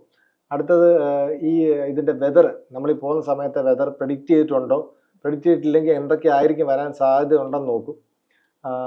പിന്നെ ഈ ദെനാലി പോലെ സ്ഥലത്താണെങ്കിൽ എന്ത് ഫുഡാണ് നമ്മൾ കൊണ്ടുപോകേണ്ടത്, ഇതൊക്കെ നമുക്ക് എവിടെ നിന്ന് കിട്ടും. മാക്സിമം നമ്മൾ അമേരിക്കയിൽ അല്ലെങ്കിൽ ഈ മൗണ്ടൻ്റെ അടുത്തുള്ള സ്ഥലത്തു നിന്നായിരിക്കും പ്രൊക്യൂർ ചെയ്തുകൊണ്ട് പോകുന്നത്. അപ്പോൾ അവിടെ ഇതൊക്കെ അവൈലബിൾ ആണോ, അപ്പോൾ അവിടെ വിളിച്ച് നമ്മൾ സംസാരിക്കും, ഞങ്ങൾ ഇത്രയും ദിവസം വരുന്നുണ്ട്, ഇന്ന ഫുഡ് ഐറ്റംസ് നിങ്ങൾ ബുക്ക് ചെയ്ത് വെച്ചേക്കണം എന്ന് പറയും. നമ്മൾ ഇവിടുന്ന് ചുമന്നോട്ട് പോകേണ്ട ആവശ്യമില്ലല്ലോ, അവിടുന്ന് പർച്ചേസ് ചെയ്യും. അതെല്ലാം ഉണ്ടോ എന്ന് ഉറപ്പ് വരുത്തും. പിന്നെ വേറെ എന്തൊക്കെ പെർമിഷൻസ് വേണ്ട എന്നുള്ള കാര്യങ്ങൾ നോക്കും. അതെല്ലാം 1 by 1 എഴുതി വെച്ചിട്ട് അതെല്ലാം ക്ലിയർ ആണോ എന്ന് നോക്കും. എവറിത്തിങ് നമ്മൾ നോക്കും. പിന്നെ നമ്മൾ ഇപ്പോൾ ദനാലിൽ ഇല്ലെങ്കിലും പല രാജ്യങ്ങളിലും പോകുമ്പോൾ നമ്മൾ ഇൻഷുറൻസ്, ഹെലികോപ്റ്റർ ഇൻഷുറൻസ് മസ്റ്റായിട്ടും എടുക്കും. കാരണം എന്തെങ്കിലും അപകടം ഉണ്ടാവുകയാണെങ്കിൽ റെസ്ക്യൂ ഇൻഷുറൻസ് എടുക്കും. ഭയങ്കര പൈസയാണ്. ഇന്റർനാഷണൽ റിപ്കോഡ് എന്നൊക്കെ പറഞ്ഞ കമ്പനിയുണ്ട്. $1000 ഒക്കെ ആവും. പക്ഷെ അവർ എങ്ങനെയെങ്കിലും ഒക്കെ റെസ്ക്യൂ ചെയ്യും. വെതർ മോശമാണ് ആരും വരത്തില്ല, അല്ലാത്ത പോസിബിലിറ്റി ഉണ്ട്. പിന്നെ ട്രാവൽ ഇൻഷുറൻസ് എടുക്കും മസ്റ്റായിട്ട്, നമ്മുടെ എന്തെങ്കിലും സാധനങ്ങളൊക്കെ നഷ്ടപ്പെട്ടു പോവുകയാണെങ്കിൽ. ഇത്തരം കാര്യങ്ങളാണ് ബേസിക്കലി ചെയ്യുന്നത്. പക്ഷെ പിന്നെ നല്ലൊരു കമ്പനി സെലക്ട് ചെയ്യും, കമ്പനി വഴി പോവുകയാണെങ്കിൽ. എന്നിട്ട് കമ്പനി അന്വേഷിക്കുന്ന സമയത്ത് ഒരു ബേസിക് ആയിട്ടുള്ള എന്തെല്ലാം കാര്യങ്ങൾ ശ്രദ്ധിക്കണം എന്നുള്ളത് നമുക്ക് ഇപ്പൊ നമ്മൾ നേരത്തെ പോയ ആൾക്കാരോടൊക്കെ ചോദിച്ചിട്ടായിരിക്കും ഏത് കമ്പനിയാണ് നല്ലതെന്ന് ചോദിക്കുന്നത്. ആ കമ്പനി നമുക്ക് അങ്ങനെ വിശ്വസിക്കാൻ പറ്റത്തുള്ളൂ. പുതിയതായിട്ടൊരു കമ്പനി സെലക്ട് ചെയ്യാൻ പറ്റത്തില്ല. അങ്ങനെ സെലക്ട് ചെയ്തിട്ടൊരു കമ്പനി, ലോകത്തിലെ ഏറ്റവും വലിയ അഗ്നിപർവ്വതം ഓഹോസ് ഡെൽ സലാഡോ ഉണ്ടല്ലോ, അവിടെ മലയാളികൾ ആരും പോയിട്ടില്ല. അത് ഞാനിങ്ങനെ നെറ്റിൽ നിന്ന് കണ്ട ഒരു കമ്പനി എടുത്തു. പക്ഷെ അത് നല്ല സക്സസ്ഫുൾ, നല്ലൊരു കമ്പനിയായിരുന്നു. അതായത് ഇതിന് ഒന്നും കൂടി ഒരു എലാബറേറ്റ് ചെയ്യുകയാണെങ്കിൽ ഈ യാത്രക്ക് ആവശ്യമായി ഒരുക്കുന്ന സാധനങ്ങൾ, ഭക്ഷണം എന്തെല്ലാം കാര്യങ്ങളായിരിക്കും, പിന്നെ ഒരു ശരീരഘടനയിൽ നേരത്തെ ജിമ്മിൽ പോയി എക്സസൈസ് ചെയ്യേണ്ട ആവശ്യം ഉണ്ടായിരുന്നു, പിന്നെ ഏതെങ്കിലും ന്യൂട്രീഷൻസോ മരുന്നുകളോ ഇത്തരം കാര്യങ്ങളൊക്കെ എങ്ങനെയാണ്? ഞാൻ സപ്ലിമെന്റ്സ് സാധാരണ വിറ്റാമിൻ സപ്ലിമെന്റ്സ് ഒക്കെ എടുക്കാറുണ്ട്. പിന്നെ എവറിഡേ കഴിക്കുന്ന സപ്ലിമെന്റ്സ് ആണ്. ഞാൻ ഇല്ലെങ്കിലും കഴിക്കും, എക്സ്പെഡീഷൻ ഇല്ലെങ്കിലും കഴിക്കും. പിന്നെ സ്പെഷ്യലായിട്ട് അങ്ങനെ എക്സസൈസുകളൊന്നും ഞാൻ ചെയ്യാറില്ല. പറഞ്ഞാൽ ട്രക്കിങ്ങുകൾ തന്നെ ചെയ്യും. കാരണം നമ്മൾ ഇപ്പോൾ ട്രക്കിങ് ക്ലൈംബിങ് ചെയ്യുമ്പോൾ ആ മസിൽസ് ആ സ്ട്രോങ് ആവേണ്ടത്, അത് തന്നെ ചെയ്യുന്നതായിരിക്കും ഏറ്റവും നല്ലത്. ഞാൻ ജിമ്മിൽ അങ്ങനെ പോകാറില്ല. ചെറുപ്പം മുതലേ ജിമ്മിൽ പോകാത്തതുകൊണ്ട് ഞാൻ ജിമ്മിൽ എനിക്ക് ഇപ്പോഴും ജിമ്മുമായിട്ടൊരു അലർജിയാണ്. ശരിക്കും ജിമ്മിൽ പോകുന്നവർക്ക് ആ ഒരു ബോഡി പാർട്ടിന് എക്സസൈസ് ചെയ്താൽ മതി. പക്ഷെ ഞാൻ പോകാറില്ല. പിന്നെ മെയിനായിട്ടും ഈ കാലിൻ്റെ സ്ട്രെങ്തിനുള്ള കുറച്ച് എക്സസൈസുകളുണ്ട്. വെയിറ്റ് എടുക്കാതെ കുറച്ച് എക്സസൈസുകൾ ചെയ്യാറുണ്ട്. പിന്നെ എല്ലാ ദിവസവും രാവിലെ ഞാൻ ബാസ്കറ്റ് ബോൾ കളിക്കും. ഞങ്ങൾ 12 ബാസ്കറ്റ് ബോൾ കളിക്കും. നാട്ടിലുണ്ടെങ്കിൽ അവിടെ കളിക്കും. അത് കഴിഞ്ഞ് കുറച്ച് റുട്ടീൻ എക്സസൈസുകൾ ചെയ്യും. പിന്നെ ഈ വലിയ ക്ലൈംബ് ഇല്ലാത്ത സമയത്ത് ഞാൻ ട്രക്കിങ്ങിന് പോകും. അപ്പൊ ബേസിക്കലി നമുക്ക് ആ ഒരു ഫിറ്റ്നസ് അപ്പം ട്രക്കിങ്ങിന് പോകുമ്പോൾ ഞാൻ വെയിറ്റ് ഒരു 10 കിലോ 15 കിലോ ചുമ്മാ ഞാൻ തോളത്തിട്ടേ പ്രാക്ടീസ് ഉണ്ടായിരിക്കും. ആൾക്കാർ ചോദിക്കും, അവർ മനസ്സിലാവും. ഇപ്പൊ ആൾക്കാർക്ക് മനസ്സിലാവും, പണ്ട് അറിയത്തില്ല. പണ്ട് ഞാൻ അഗസ്ത്യാർകൂടം എവറസ്റ്റിൽ പോകുന്നതിന് മുമ്പ് കയറാൻ വേണ്ടി വലിയൊരു ബാഗ്, അത് അവസ്ഥ നിങ്ങൾ എന്തിനു സാധനം അഗസ്ത്യാർകൂടത്ത് നമ്മളൊരു സാധനം കൊണ്ടുപോകേണ്ട ആവശ്യമില്ല. ഞാൻ പറയാം എന്റെ ട്രെയിനിങ് ആന്ന് പറഞ്ഞു. ഇപ്പൊ ആൾക്കാർക്ക് മനസ്സിലാവും. ഇങ്ങനെയൊക്കെ ഞാൻ ട്രെയിനിങ്ങുകൾ ചെയ്യുന്നു. ശരിക്കും ഡനാലിയൊക്കെ പോകുന്ന സമയത്ത് ഈ ഭക്ഷണ രീതി, അതുപോലെ ഇപ്പൊ ഹ്യൂമൻ വേസ്റ്റിന്റെ കാര്യമല്ല, ഇത് ശരിക്കും ഒരു മൊത്തം ഒരു ട്രാവൽ ഡിസൈൻ എങ്ങനെയായിരിക്കും നമ്മൾ അവിടെ എത്തിയ ശേഷമുള്ള? നമ്മൾ ആദ്യം എത്തുന്നത് അലാസ്കയിലാണ്. അലാസ്കയുടെ തലസ്ഥാനം ആങ്കറേജ് എന്ന് പറഞ്ഞ സ്ഥലമാണ്. അവിടുന്ന് നമ്മളൊരു അറൗണ്ട് 200 മൈൽസ് യാത്ര ചെയ്തിട്ട് ചൽക്കീത്തിന എന്ന് പറഞ്ഞ സ്ഥലം എത്തും. ഈ ആങ്കറേജിൽ നമ്മൾ പർച്ചേസ് ചെയ്യേണ്ട സാധനമൊക്കെ പർച്ചേസ് ചെയ്യും. അവിടെ വലിയ വലിയ കടകളൊക്കെ ഉള്ള ഫുഡ് ഐറ്റംസ് എല്ലാം പർച്ചേസ് ചെയ്ത് നമ്മൾ ചൽക്കീത്തിനെത്തും. അവിടെയാണ് എയർ ടാക്സികളുള്ളത്. ചെറിയ വിമാനം, 5-6 പേർക്ക് ഇരിക്കാൻ പറ്റിയ വിമാനം. ആ വിമാനം നേരത്തെ ബുക്ക് ചെയ്യും. അതിന് $650 $700 കൊടുക്കണം. ഈ വിമാനം എടുത്തിട്ട് നമ്മൾ ബേസ് ക്യാമ്പിൽ വരുന്നത്. എന്നിട്ട് ബേസ് ക്യാമ്പിൽ നമ്മളുടെ എത്തിക്കഴിഞ്ഞിട്ട് നമ്മൾ ഈ പറഞ്ഞതുപോലെ 18 ഡേയ്സിൻ്റെ ഭക്ഷണമായിട്ടാണ് ചെല്ലുന്നത്. 18 ഡേയ്സിനുള്ളിൽ നിങ്ങൾ ഇത് സബ്മിറ്റ് ചെയ്ത്, അല്ലെങ്കിൽ നിങ്ങൾക്ക് തിരിച്ചു വരണേ വരാം. വന്ന് നമ്മൾ ഈ ബേസ് ക്യാമ്പിൽ വന്നിട്ട് ഈ വിമാനത്തിനെ വീണ്ടും വിളിച്ചു വരുത്തി നമ്മൾ വീണ്ടും ചൽക്കീത്തിനെ വന്ന് നമ്മുടെ ഒരുപാട് റെന്റലൊക്കെ എടുത്തിട്ടുണ്ടായി, അതെല്ലാം തിരിച്ചു കൊടുക്കുന്നു. അങ്ങനെ നമ്മളടുത്ത് പ്രധാനമായിട്ട് ഉണ്ടാവുന്ന ഇപ്പൊ നമ്മുടെ ഈ ക്യാരി ബാഗിലാണെങ്കിലും നമ്മുടെ മൊത്തം വെയിറ്റിൽ ഉണ്ടാവുന്ന എക്യുപ്മെന്റ്സ് എന്തൊക്കെയാണ്, മറ്റു തിങ്സ് എന്തൊക്കെയായിരിക്കും? മെയിനായിട്ടും സ്ലീപ്പിംഗ് ബാഗ്, -40 സ്ലീപ്പിംഗ് ബാഗ്. പിന്നെ നമ്മളുടെ ലെയർ ഡ്രസ് ചെയ്യുന്നത് ഒരു ജാക്കറ്റ് അല്ല നമ്മൾ ഉപയോഗിക്കുന്നത്, ലെയർ ഓഫ് ജാക്കറ്റ്സ് ഉപയോഗിക്കുന്നത്. തിൻ ജാക്കറ്റ് ആദ്യം നമ്മൾ ഏറ്റവും ബേസ് ലെയർ ഇടും. ബേസ് ലെയർ വൂളൻ ലെയർ ആയിരിക്കും. അത് ഇന്ത്യയിലൊന്നും നല്ല കമ്പനി ഇല്ല. വിദേശത്ത് കമ്പനി സ്മാർട്ട് വൂൾ എന്നൊക്കെ പറഞ്ഞ കമ്പനി ഉണ്ട്. അതിന്റെ ബേസ് ലെയർ ഇടും. അപ്പോൾ ഈ ലെയറിനായിരിക്കും 18 ദിവസം നമ്മൾ ഇടുന്നത്. താഴത്തെ ലെയർ ഊരാൻ നമ്മൾ ശ്രമിക്കത്തില്ല, കാരണം മേളിൽ മാറ്റത്തെ ഇതിടും. അതിന്റെ മേളിൽ ഫ്ലീസ് എന്ന് പറഞ്ഞ് വേറെ കട്ടിയുള്ള ലെയർ ഇടും. അതിന്റെ മേളിൽ നമ്മൾ ഏതെങ്കിലും തിൻ -5ന്റെ ജാക്കറ്റ് ഇടും. പിന്നെ അതിന്റെ മേളിൽ -20 ജാക്കറ്റ്, അതിന്റെ മേളിൽ -30 ജാക്കറ്റ് ഇടും. അങ്ങനെയാണ് ഞാൻ ലെയറിംഗ് ആയിട്ട് ചെയ്യുന്നത്. അതല്ലാതെ ഒരു സമ്മിറ്റ് ജാക്കറ്റ് എന്ന് പറഞ്ഞ ജാക്കറ്റ് ഉണ്ട്. അതെന്ന് വെച്ച് കഴിഞ്ഞാൽ ഇപ്പം നമുക്ക് ഇതൊന്നും പിടി കിട്ടുന്നില്ല, നമുക്ക് തണുപ്പ് നമ്മുടെ ശരീരത്തിൽ അരിച്ചു കയറുകയാണെങ്കിൽ ഇതെല്ലാം പറിച്ചിട്ട് ആ സാധനം ഇടും. അത് അൾട്ടിമേറ്റ്. അത് എവറസ്റ്റിൽ ഞാൻ സബ്മിറ്റിലിട്ട സാധനം. അതിന്റെ മേളിൽ വേറെ സാധനം ഇല്ല. അതിലും തണുപ്പ് തരിച്ചിറങ്ങാൻ തുടങ്ങി കഴിഞ്ഞാൽ നമ്മൾ മരിച്ചു കൂട്ടി. അപ്പൊ ഈ ലെയർ ഇടുന്നതിന്റെ കാരണം വെച്ച് കഴിഞ്ഞാൽ ഈ ചൂടുള്ള സമയത്തെ വെയിലടിച്ചിട്ടേ നമ്മുടെ കൊച്ചിയേക്കാൾ ഭയങ്കര ചൂടായിരിക്കും ഈ മൗണ്ടന്റെ മുകളിൽ. മഞ്ഞിന്റെ മുകളിൽ കൊടും ചൂട്. അപ്പൊ നമ്മൾ ഈ ലെയർ എല്ലാം പറിച്ചു കളയും. വെറും ടീഷർട്ട് മാത്രം ഇട്ടായി നമ്മൾ ഈ മഞ്ഞിന്റെ മുകളിൽ കൂടെ നടക്കുന്നത്. പക്ഷെ ഈ സൂര്യൻ മറയുകയോ വേറെ എന്തെങ്കിലും അവസ്ഥയിൽ സൂര്യൻ അവിടെ ഇല്ലാതാവുകയോ ചെയ്ത് കഴിയുമ്പോൾ ഭയങ്കര തണുപ്പ്. അപ്പൊ നമ്മൾ ലെയർ ആഡ് ചെയ്യും. ആ ഒരു 10 മിനിറ്റിൽ അല്ലെ 10 സെക്കൻഡിനുള്ളിൽ നമ്മൾ ലെയർ ആഡ് ചെയ്യണം. പിന്നെ നമ്മൾ നടക്കുന്ന ഇടയ്ക്ക് കാറ്റ് വരുന്ന സ്ഥലത്ത് വരുമ്പോൾ ഭയങ്കര പിൻഡ് ചില്ലെന്ന് പറയും, ഭയങ്കര തണുപ്പായിരിക്കും. അപ്പൊ നമ്മൾ ലെയർ ആഡ് ചെയ്യും. നടക്കുമ്പോൾ ചൂടാവും, ലെയർ എടുത്ത് കളയും. മറ്റേന്ന് പറഞ്ഞാൽ ഒരു ജാക്കറ്റ് മാത്രമാണ്, നമുക്ക് വേറെ ലെയർ ഇല്ല അടിയിൽ. ലെയറിംഗ് ആണ് മൗണ്ടനറിങ് ബേസിക്കായിട്ട് യൂസ് ചെയ്യുന്നത്. പിന്നുള്ളതെന്ന് വെച്ച് കഴിഞ്ഞാൽ എന്താ പറയുക, ടെന്റ് എന്ന് വെച്ച് കഴിഞ്ഞാൽ നമുക്ക് ഇന്ത്യയിൽ അങ്ങനത്തെ ടെന്റ് ഇല്ല. ഇന്ത്യയിൽ ഒരു കമ്പനികളും ഉണ്ടാക്കുന്നില്ല. വിദേശ രാജ്യങ്ങൾ മൗണ്ടൻ ഹാർഡ്വെയർ എന്നുള്ള കമ്പനിയുടെ, നോർത്ത് ഫേസ് എന്നുള്ള കമ്പനിയുടെ ടെന്റ്, എക്സ്പെഡീഷൻ ടെന്റ്, കൊടുങ്കാറ്റടിച്ചാൽ പോലും തകരത്തില്ല ഫിക്സ് ചെയ്ത് കഴിഞ്ഞാൽ അത്. പിന്നുള്ളതെന്ന് വെച്ചാൽ നമ്മുടെ ക്രാമ്പോൺ. പിന്നുള്ളതെന്ന് വെച്ചാൽ ബൂട്ട്, ഈ എക്സ്പെഡീഷൻ ബൂട്ട് 1.5 ലക്ഷം രൂപയാവും. അതിനകത്ത് കാല് വെച്ച് കഴിഞ്ഞാൽ നിങ്ങളുടെ എത്ര തണുപ്പാണ് തണുപ്പകത്ത് പോകത്തില്ല, അകത്ത് പിടിക്കത്തില്ല. കാല് നമ്മൾ അനക്കിക്കൊണ്ടേ ഇരിക്കണം, ഇല്ലെങ്കിൽ കാലിനകത്ത് വേർപ്പിറങ്ങും. വേർപ്പിറങ്ങി കഴിഞ്ഞാൽ ആ വേർപ്പ് ഫ്രീസ് ആവും. അങ്ങനെ നിങ്ങളുടെ കാല് തണുത്തിട്ട് മുറിച്ച് കളയേണ്ട വരും. അങ്ങനെ പറഞ്ഞ കാല് മുറിച്ച് കളഞ്ഞിട്ടുണ്ട് ഈ സാധനങ്ങൾ.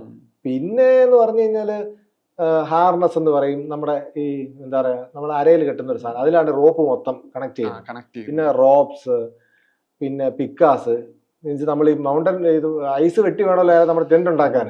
അത് സാധനങ്ങൾ, മേശരിപ്പണിക്കുള്ള സാധനങ്ങളെല്ലാം നമ്മൾ കൊണ്ടുപോകും. ഏതെങ്കിലും എക്യുപ്മെന്റ് ഇതിനിടയിൽ എന്തെങ്കിലും തകർച്ച നേരിടുക അല്ലെങ്കിൽ ഒരു കംപ്ലൈന്റ് നേരിടുക ചെയ്തു കഴിഞ്ഞാൽ എന്താണ് മുമ്പുള്ള സൊല്യൂഷൻ? ഒന്നെന്ന് വെച്ച് കഴിഞ്ഞാൽ എക്യുപ്മെന്റ്സ് നമ്മൾ നഷ്ടപ്പെടുത്താതെ നോക്കുക. ഒരു മികച്ച മൗണ്ടനാണ്, ഒരു സാധനങ്ങൾ അവൻ കളയത്തില്ല, അവൻ തിരിച്ചുകൊണ്ട്. പിന്നെ എക്യുപ്മെന്റ്സിന് കേടാവുകയാണെങ്കിൽ ഇംപ്രവൈസ് ചെയ്യുക. നമ്മൾ കുറച്ച് സാധനങ്ങളൊക്കെ കൊണ്ടുപോകും, ഈ പറയുന്ന പോലെ ഇതിന് പകരമായിട്ട് യൂസ് ചെയ്യാൻ. പക്ഷെ നമുക്ക് ചിലപ്പോൾ മെയിൻറ്റെയിൻ ചെയ്യാൻ പറ്റാത്ത സാധനമായിരിക്കും. അപ്പൊ നമ്മൾ എന്ത് ചെയ്യും, ഇംപ്രവൈസ് ചെയ്യണം. ഇപ്പൊ എവറസ്റ്റിൽ പോയ സമയത്ത് ഈ 8800 മീറ്ററിൽ ഡെഡ് ബോഡി ഒക്കെ കിടപ്പുണ്ട്. അവിടെ ഞാൻ ഉരുണ്ടടിച്ച് വീണിട്ട് എൻ്റെ കാലിൻ്റെ അടിയിലെ ക്രാമ്പോൺ തെറിച്ചു പോയി, ക്രാമ്പ് ഒടിഞ്ഞു പോയി, ഇടാൻ പറ്റത്തില്ല. പിന്നെ എവറസ്റ്റിന്റെ മുകളിലോട്ട് ഒരു കാലിലെ ക്രാമ്പോൺ ഇല്ലാതെയാണ് കയറിയത്. അപ്പൊ ഞാൻ എൻ്റെ 1 മണിക്കൂർ നടക്കേണ്ട 2 മണിക്കൂർ നടത്തുമ്പോൾ അപ്പൊ ഞാൻ ഇംപ്രവൈസ് ചെയ്തു. മീൻസ് എനിക്ക് മുകളിൽ എത്തിയേ പറ്റും, ഒരു കാലം ക്രാമ്പോൺ ഇല്ല എനിക്കത്. അപ്പൊ അങ്ങനത്തെ കാര്യങ്ങൾ ഉണ്ടാവാം, അത് നമുക്കൊന്നും പ്രെഡിക്റ്റ് ചെയ്യാൻ പറ്റത്തില്ല. ചിലപ്പോൾ കാറ്റത്ത് ജാക്കറ്റ് പറന്നു പോവാം, ഹെൽമെറ്റ് പറന്നു പോവാം. പിന്നെ പോകുന്ന വഴിക്ക് നമ്മൾ തലയിൽ ചെറിയ ഹെൽമെറ്റ് വെച്ചോട്ടാ പോകുന്നത്. ചില റോക്കി ഏരിയാസിൽ പോകുമ്പോൾ ചെറിയ കല്ലിങ്ങനെ ആകാശത്ത് നിന്ന് പറന്നു വരും കാറ്റടിച്ചിട്ട്. ഇത് നമ്മുടെ ദേഹത്ത് കൊണ്ടാവുണ്ടല്ലോ, ബുള്ളറ്റ് കയറുന്ന പോലെ. തല കൊണ്ട് കിഴിയാതിരിക്കാൻ വേണ്ടി നമ്മൾ തലയിൽ വെച്ചിരിക്കും, മുഖത്തടിക്കരുത് പ്രാർത്ഥിക്കാം. ഈ കൂട്ടത്തിൽ സെറ്റിംഗ്സിൽ ഉണ്ടാവുന്ന കുക്കിങ്ങിന്റെ സംവിധാനം എങ്ങനെയാണ്, പിന്നെ ഇത് എങ്ങനെയാണ് ഉപയോഗിക്കുന്നത്? കുക്കിംഗ് മെയിനായിട്ടും ഐസോപ്രൊപ്പൈൻ ഗ്യാസ് എന്ന് പറഞ്ഞ സാധനം കൊണ്ടുപോകുന്നത്. അത് ഒരു 3 മണിക്കൂറൊക്കെ കത്തിക്കാൻ പറ്റും. ഹൈ ആൾട്ടിറ്റ്യൂഡിൽ 1.5 മണിക്കൂർ കത്തിക്കാൻ പറ്റത്തുള്ളൂ. ഇതിന്റെ മുകളിൽ നമ്മൾ എന്താ പറയാ, ബേണറുണ്ട്. അത് 2 തരം ബേണറുണ്ട്. ഞാൻ ഈ എപ്പോഴും 2 സെറ്റ് കൊണ്ടുപോകും. മീൻസ് എന്തെങ്കിലും ഈ ഇത് വർക്ക് ചെയ്യുന്നില്ലെങ്കിൽ നമുക്ക് മറ്റേത് വർക്ക് ചെയ്യണം. കാരണം ഫുഡ് ഉണ്ടാക്കാതെ നമുക്ക് ജീവിക്കാൻ പറ്റത്തില്ല. അപ്പോൾ 2 സെറ്റ് ഓഫ് കുക്കിംഗ് അപ്പാരറ്റസ് ഞാൻ കൊണ്ടുപോകും, 2 ടൈപ്പിലുള്ളത്, 2 കമ്പനിയുടെ സാധനം. അപ്പോൾ ഏതെങ്കിലും ഒരെണ്ണം എവറി ടൈം വർക്ക് ചെയ്യും. കുക്കിങ്ങിന് ഇതാണ് മെയിനായിട്ട് കൊണ്ടുപോകുന്നത്. പിന്നെ ചില ആൾക്കാർ വേറെ തരം ലിക്വിഡ് ഫ്യൂവൽ കൊണ്ടുപോകാറുണ്ട്, ഞാനത് യൂസ് ചെയ്യാറില്ല. ഈ എക്സ്പെഡിഷൻ കഴിഞ്ഞ് തിരിച്ച് നാട്ടിലേക്ക് എത്തിക്കഴിഞ്ഞാൽ പിന്നെ എന്തെങ്കിലും ഇതിന്റെ ഹെൽത്ത് ലെവൽ എന്തെങ്കിലും പ്രൊസീജിയർ ബാക്കിയുണ്ടോ? ഞാൻ എക്സ്പെഡിഷന് പോകുന്നതിന് മുമ്പേ നല്ലതുപോലെ ഭക്ഷണം കഴിക്കും. എന്നിട്ട് ഞാൻ കുറച്ച് വണ്ണമൊക്കെ കൂട്ടി, എനിക്ക് കുറച്ച് ബോഡിയിൽ കുറച്ച് ഫാറ്റ് ഒക്കെ കയറ്റിയിട്ടായിരിക്കും ഞാൻ പോകുന്നത്. കുറച്ച് ബൾക്കി വയറൊക്കെ ആയിട്ട് തിരിച്ചു വരുമ്പോൾ ഈ ഫാറ്റ് തന്നെ ഞാൻ യൂസ് ചെയ്യും. മീൻസ് അവിടെ ചെല്ലുമ്പോൾ നമുക്ക് എത്ര ഭക്ഷണം കൊണ്ടുപോയാലും രുചിയും കാണത്തില്ല, ഭക്ഷണം കഴിക്കാനുള്ള മൂടും കാണത്തില്ല, വിശപ്പ് കാണത്തില്ല, വായെല്ലാം പൊട്ടും. അപ്പം ഈ നമ്മുടെ ശരീരത്തിൽ സ്റ്റോർ ചെയ്തിരുന്ന ഫാറ്റായി തിരിച്ചു കൊണ്ടുപോകും നമ്മളത് യൂസ് ചെയ്യുന്ന ആ സമയത്ത്. തിരിച്ചു വരുമ്പോൾ ഞാൻ കുറച്ച് അൺഹെൽത്തി ആയിരിക്കും. പിന്നെ ഞാൻ കുറച്ച് ദിവസം റെസ്റ്റ് എടുത്തിട്ട് വീണ്ടും നല്ല ഭക്ഷണം കഴിച്ച് ബോഡി ഒന്നും കൂടെ ഒന്ന് റിഫ്രഷ് ചെയ്ത് എടുത്തിട്ടായിരിക്കും പിന്നെ ഞാൻ എക്സസൈസ് ചെയ്യുന്നത്. എന്നിട്ട് മെയിൻറ്റെയിൻ ചെയ്യും. ഈ തിരിച്ച് അതായത് അങ്ങോട്ട് കയറുന്നതാണോ തിരിച്ചിറങ്ങുന്നതാണോ ഏറ്റവും ശ്രമകരം എന്ന് ചോദിച്ചാൽ? തിരിച്ചിറങ്ങുന്നതാണ് ഏറ്റവും ശ്രമകരം. കാരണം നമ്മളൊരു ലക്ഷ്യം വെച്ചിട്ടാണ് കയറുന്നത്. നിങ്ങളുടെ ലക്ഷ്യം എവിടെ വെച്ച് കംപ്ലീറ്റ് ആയി, സബ്മിറ്റ് ചെയ്യുമ്പോൾ കംപ്ലീറ്റ് ആയി, ഹൈ പോയിന്റ് കഴിയുന്നു. പിന്നെ നിങ്ങളൊരു ലേസി മൂഡിലായിരിക്കും വരുന്നത്. അപ്പോഴാണ് ഏറ്റവും കൂടുതൽ അപകടം ഉണ്ടാകുന്നത്. കാരണം ഈ കയറുമ്പം ബുദ്ധിമുട്ടില്ല, നമുക്ക് വലിഞ്ഞ് കയറാം. ഇറങ്ങുമ്പോൾ ഈ കൊക്കയിലോട്ട് ഇറങ്ങുന്നത്, ഏത് മൗണ്ടനും ആയിക്കോട്ടെ. ദെനാലിലാണെങ്കിൽ ഞാൻ പറഞ്ഞില്ല, സ്ലെഡ്ജ് വലിച്ചുകൊണ്ടാണ് പോകുന്നത്. സ്ലെഡ്ജ് വലിച്ചുകൊണ്ട് പോകുന്ന ഒന്ന് ഇമാജിൻ ചെയ്യാൻ പറ്റുന്നുണ്ടോ? നിങ്ങളുടെ പുറകിൽ ഒരു 40 കിലോ സാധനം കെട്ടിയിട്ടിരിക്കുക, നിങ്ങൾ ഹൈറ്റിലോട്ട് കയറുക. അപ്പൊ നിങ്ങളുടെ പുറത്ത് ഭയങ്കര സ്ട്രെയിൻ. അപ്പൊ നിങ്ങൾ എന്ത് വിചാരിക്കും? തിരിച്ചിറങ്ങി വരുമ്പോൾ പ്രശ്നമില്ലല്ലോ. തിരിച്ചിറങ്ങി വരുമ്പോൾ എന്ത് ചെയ്യുന്നറിയാം, കൂടുതൽ അപകടം. ഇവൻ നമ്മളെ വലിച്ചോണ്ട് പോകും. ഈ ബാഗ് കെട്ടിരുന്ന സാധനം നേരെ ഫ്രണ്ടിലോട്ട് പോകും. നമ്മൾ കൊക്കയുടെ സൈഡിൽ കൂടെ പോകും. ഇത് കൊക്കയിലോട്ട് അങ്ങ് പോകും. ഈ സാധനം വീഡിയോസ് കാണിച്ചു തരാം. കൊക്കയിലോട്ട് ഇതങ്ങ് പോകും. നമ്മൾ ഇവനെ കൺട്രോൾ ചെയ്യണം, നമ്മൾ ബാലൻസ് ചെയ്യണം. ഇങ്ങനെ വേണം ഇറങ്ങി വരാൻ വേണ്ടിയിട്ട്. ഇറങ്ങി വരുമ്പോഴാണ് ഏറ്റവും കൂടുതൽ ആൾക്കാർ കുടിയിൽ വീഴുകയും അപകടം ഉണ്ടാവുകയും ചെയ്യുന്നത്. അപ്പൊ നമ്മൾ ആ തിരിച്ചെത്തി, ഞാൻ പറഞ്ഞ വിമാനത്തിൽ കയറി കഴിയുമ്പോഴാണ് നമുക്കൊരു ആശ്വാസം വരുന്നത്, തീരുമാനമായി കഴിഞ്ഞു എന്നുള്ളത്. അവിടെ വരെ നമ്മൾ ഫോക്കസ്ഡ് ആയിരിക്കണം. ഇതിന്റെ ഇടയിൽ, ഈ യാത്രയുടെ ഇടയിൽ ഇത്രയൊക്കെ പ്രിക്കോഷൻസും നമ്മൾ എല്ലാവിധ ഒരുക്കങ്ങളും നടത്തുന്ന സമയത്തും വളരെ അൺപ്രഡിക്റ്റബിൾ ആയി ഉണ്ടാവുന്ന ചാലഞ്ചസ് ഉണ്ടല്ലോ, ആ നിലക്കുണ്ടായ എക്സ്പീരിയൻസുകളെന്ന് പറയാം. അൺപ്രഡിക്റ്റബിൾ ആയിട്ട് ഒരുപാട് ചലഞ്ചസ് ഉണ്ടാവാറുണ്ട്. എവറസ്റ്റ് പോലുള്ള സ്ഥലത്താണെങ്കിൽ അത് ആൾക്കാർ നമുക്ക് കൂടെ ഉള്ളത് കൊണ്ട് നമുക്ക് എന്താ പറയാ അൺപ്രഡിക്റ്റബിലിറ്റി ഇല്ല. നമുക്ക് അവരോട് പറയാം, കമ്മ്യൂണിക്കേറ്റ് ചെയ്യാം, ഇന്ന പ്രശ്നമുണ്ട്, അപ്പൊ അവരുടെ മണ്ടയ്ക്ക് നമുക്കത് ഇട്ട് കൊടുക്കാം, അവർ എന്തെങ്കിലും സൊല്യൂഷൻ തരും. നമുക്കൊരു ബ്ലെയിം ചെയ്യാൻ ആളുണ്ട്. ഇതുപോലെയുള്ള നമ്മൾ ആരും ഇല്ലാത്ത സെൽഫായിട്ട് പോകുന്ന എക്സ്പെഡീഷൻസിന് പോകുമ്പോൾ നമ്മളാണ് റെസ്പോൺസിബിൾ. ഈ പറഞ്ഞതുപോലെ തന്നെ അൺപ്രഡിക്റ്റബിൾ ആയിട്ട് എന്തുണ്ടായാലും അതിനെ നമ്മൾ സോൾവ് ചെയ്യുക എന്നുള്ളതാണ്. അപ്പോഴാണ് നമ്മളുടെ യഥാർത്ഥ ഒരു മെന്റൽ പവറും നമ്മളുടെ ഓറയും ഒക്കെ നമുക്ക് പുറത്തെടുക്കേണ്ടത്. നമുക്ക് ഇല്ലാത്ത കഴിവുകൾ നമുക്ക് ആ സമയത്ത് ഉണ്ടാകും. നമുക്ക് ഇത്രയും പൊട്ടൻഷ്യൽ ഉണ്ടോ നമുക്ക് മനസ്സിലാവുന്ന ആ ഒരു ടൈമിലാണ്. 2023 ഞാൻ തെനാലി പോയ സമയത്ത് ഞാൻ ഈ എന്താ പറയാ ആ സമയം ഈ പ്രാവശ്യം 2025 വെതർ നല്ല വെതറായിരുന്നു. കൊടുങ്ക കാറ്റുണ്ടെന്നേ ഉള്ളായിരുന്നു. പക്ഷെ ഹൈ പ്രഷർ ഏരിയ ആയിരുന്നു എൻ്റെ മുകളിൽ. ഹൈ പ്രഷറിൽ ഇവിടെ മഞ്ഞ് പെയ്യത്തില്ല, സൂര്യപ്രകാശം ഫുൾ ടൈം. പക്ഷെ 2022-23 പോയ സമയത്ത് ലോ പ്രഷർ ആയിരുന്നു, ഫുൾ ടൈം മഞ്ഞ് പെയ്യായിരുന്നു. എന്റെ വീഡിയോസ് കണ്ടാൽ മനസ്സിലാവും, ഫുൾ ടൈം മഞ്ഞായിരുന്നു, കാറ്റും. അപ്പം ഈ മഞ്ഞ് പെയ്തുകൊണ്ടേ ഇരിക്കുമ്പോൾ ഉള്ള ബുദ്ധിമുട്ടെന്ന് വെച്ച് കഴിഞ്ഞാൽ നമുക്ക് പുറത്തിറങ്ങാൻ പറ്റത്തില്ല. 3 ദിവസം നമ്മൾ ഈ ക്യാമ്പിനകത്ത് സ്റ്റേ ചെയ്യണം. മഞ്ഞ് മൂടിയ സമയത്ത് യാത്ര ചെയ്യുമ്പോഴേ ഞങ്ങളുടെ വഴി തെറ്റിപ്പോകും. വഴി എന്ന് വെച്ച് കഴിഞ്ഞാൽ ഒരു സൈൻ ബോർഡും ഇല്ല, ഒരു ചൂരൽ കമ്പുണ്ട്, അത് നമുക്ക് തരും. ഈ കമ്പ് കുത്തി വെച്ചിരിക്കും. അപ്പൊ കാറ്റടിച്ചിട്ട് ഈ കമ്പ് വേണേൽ പറന്ന് വേറെ എവിടെയും പോയിരുന്ന എന്ത് പറ്റും, നമ്മുടെ വഴിയാതാവും, ആ വഴിയാന്ന് വിചാരിക്കും. രാത്രിയും പകലും ഇല്ലാത്ത ആൾക്കാർ ഏതെങ്കിലുമൊക്കെ സമയത്തായിരുന്നു നടക്കുന്നത്. ഒരു സീസണിൽ ഈ 2 മാസത്തിൽ ചിലപ്പോൾ 800 ക്ലൈംബേഴ്സ് ഒക്കെ ആയിരിക്കും വരുന്നത്. ഗൈഡൊന്നും കൂടെ ഇല്ലാത്തത് കൊണ്ട് ചിലപ്പോൾ 900 പേരെ മാക്സിമം വരത്തുള്ളൂ ഈ 2 മാസം കൊണ്ട്. അപ്പം നമുക്ക് ചിലപ്പോൾ നമ്മുടെ ഏരിയയിൽ ആരും കാണത്തില്ല. അപ്പം ഞങ്ങൾ ഒരു പ്രാവശ്യം തിരിച്ചു വരുന്ന വഴിക്ക് വഴി തെറ്റിപ്പോയിട്ട് ഞങ്ങൾ ക്രിവാസിൽ വീണു. ഞാൻ ക്രിവാസിനകത്ത് വീണ് എൻ്റെ കയ്യിൽ ഐസാക്സ് ഉണ്ട്, അത് വെച്ച് വെട്ടിക്കയറിയ ഞാൻ മേളിൽ പുറത്ത് വരുന്നത്. നമ്മുടെ ഫ്രണ്ട് സുബീർ ബക്ഷി കൂടെ ഉണ്ട്. അൺപ്രഡിക്റ്റബിൾ ആയിട്ട് അങ്ങനെ എന്ത് സംഭവിക്കും? ആ സമയത്തെ നമുക്ക് വേറൊരു മൈൻഡ് ആയിരിക്കും, നമ്മൾ വേറൊരു ലോകത്തായിരിക്കും. നമ്മൾ നമ്മുടെ ജീവൻ രക്ഷിക്കാൻ വേണ്ടി നമ്മൾ എന്തും ചെയ്യും. നമ്മുടെ മുമ്പിൽ മറ്റു വഴികളില്ല. അപ്പൊ നമുക്ക് പറയുന്ന പോലെ ആ സമയത്ത് എന്താ ചിന്തിക്കുന്നത് എനിക്ക് ഇപ്പൊ ചിന്തിക്കാനും പറ്റത്തില്ല. അത് വേറെ തന്നെ ലോകമാണ്. പിന്നെ ഭാഗ്യം കൂടെ ഉണ്ട്, നമ്മൾ ആ വീഴ്ചയിൽ എവിടെ ഇടിച്ചു വീഴുകയാണെങ്കിൽ താഴേക്ക് പോകും. കാരണം ഈ കല്ലിൽ ഇടിച്ചു കഴിഞ്ഞാൽ, ഐസിൽ ഇടിച്ചു കഴിഞ്ഞാൽ കരിങ്കല്ല് ഇടിക്കുന്നത് പോലെ എന്ത് സംഭവിക്കാം. ഭാഗ്യം. ഇതിനകത്ത് ഞാൻ മൗണ്ടൻ ക്ലൈംബിങ് 50% ലക്കാണ്. നമ്മൾ മേളിലെത്തുവോ ഇല്ലയോ, അല്ലെങ്കിൽ നമ്മൾ പോകുന്ന വെതർ നല്ലതാണോ അല്ലയോ, നമ്മുടെ കൂടെ വരുന്ന ആൾക്കാർ നല്ലതാണോ അല്ലയോ. കാരണം മേളിൽ ഹൈ ആൾട്ടിറ്റ്യൂഡ് ചെല്ലുമ്പോഴേ നമ്മൾ രണ്ടുപേരും പോകും, സ്നേഹമുള്ളതാണെന്ന് വെച്ച് മേളിൽ ചെല്ലുമ്പോൾ രണ്ടുപേരും തമ്മിൽ ദേഷ്യക്കാരാവും, നമ്മുടെ സ്വഭാവം മാറും. നമുക്ക് നമ്മളെ ആ ഒരു ക്ലൈമറ്റ് നമ്മൾ അരകണ്ടായി മാറും. അങ്ങോട്ട് നമുക്ക് ഒരാളെ അക്സെപ്റ്റ് ചെയ്യാൻ പറ്റാത്ത ബയോളജിക്കൽ റൂട്ടീൻ ബ്രേക്ക്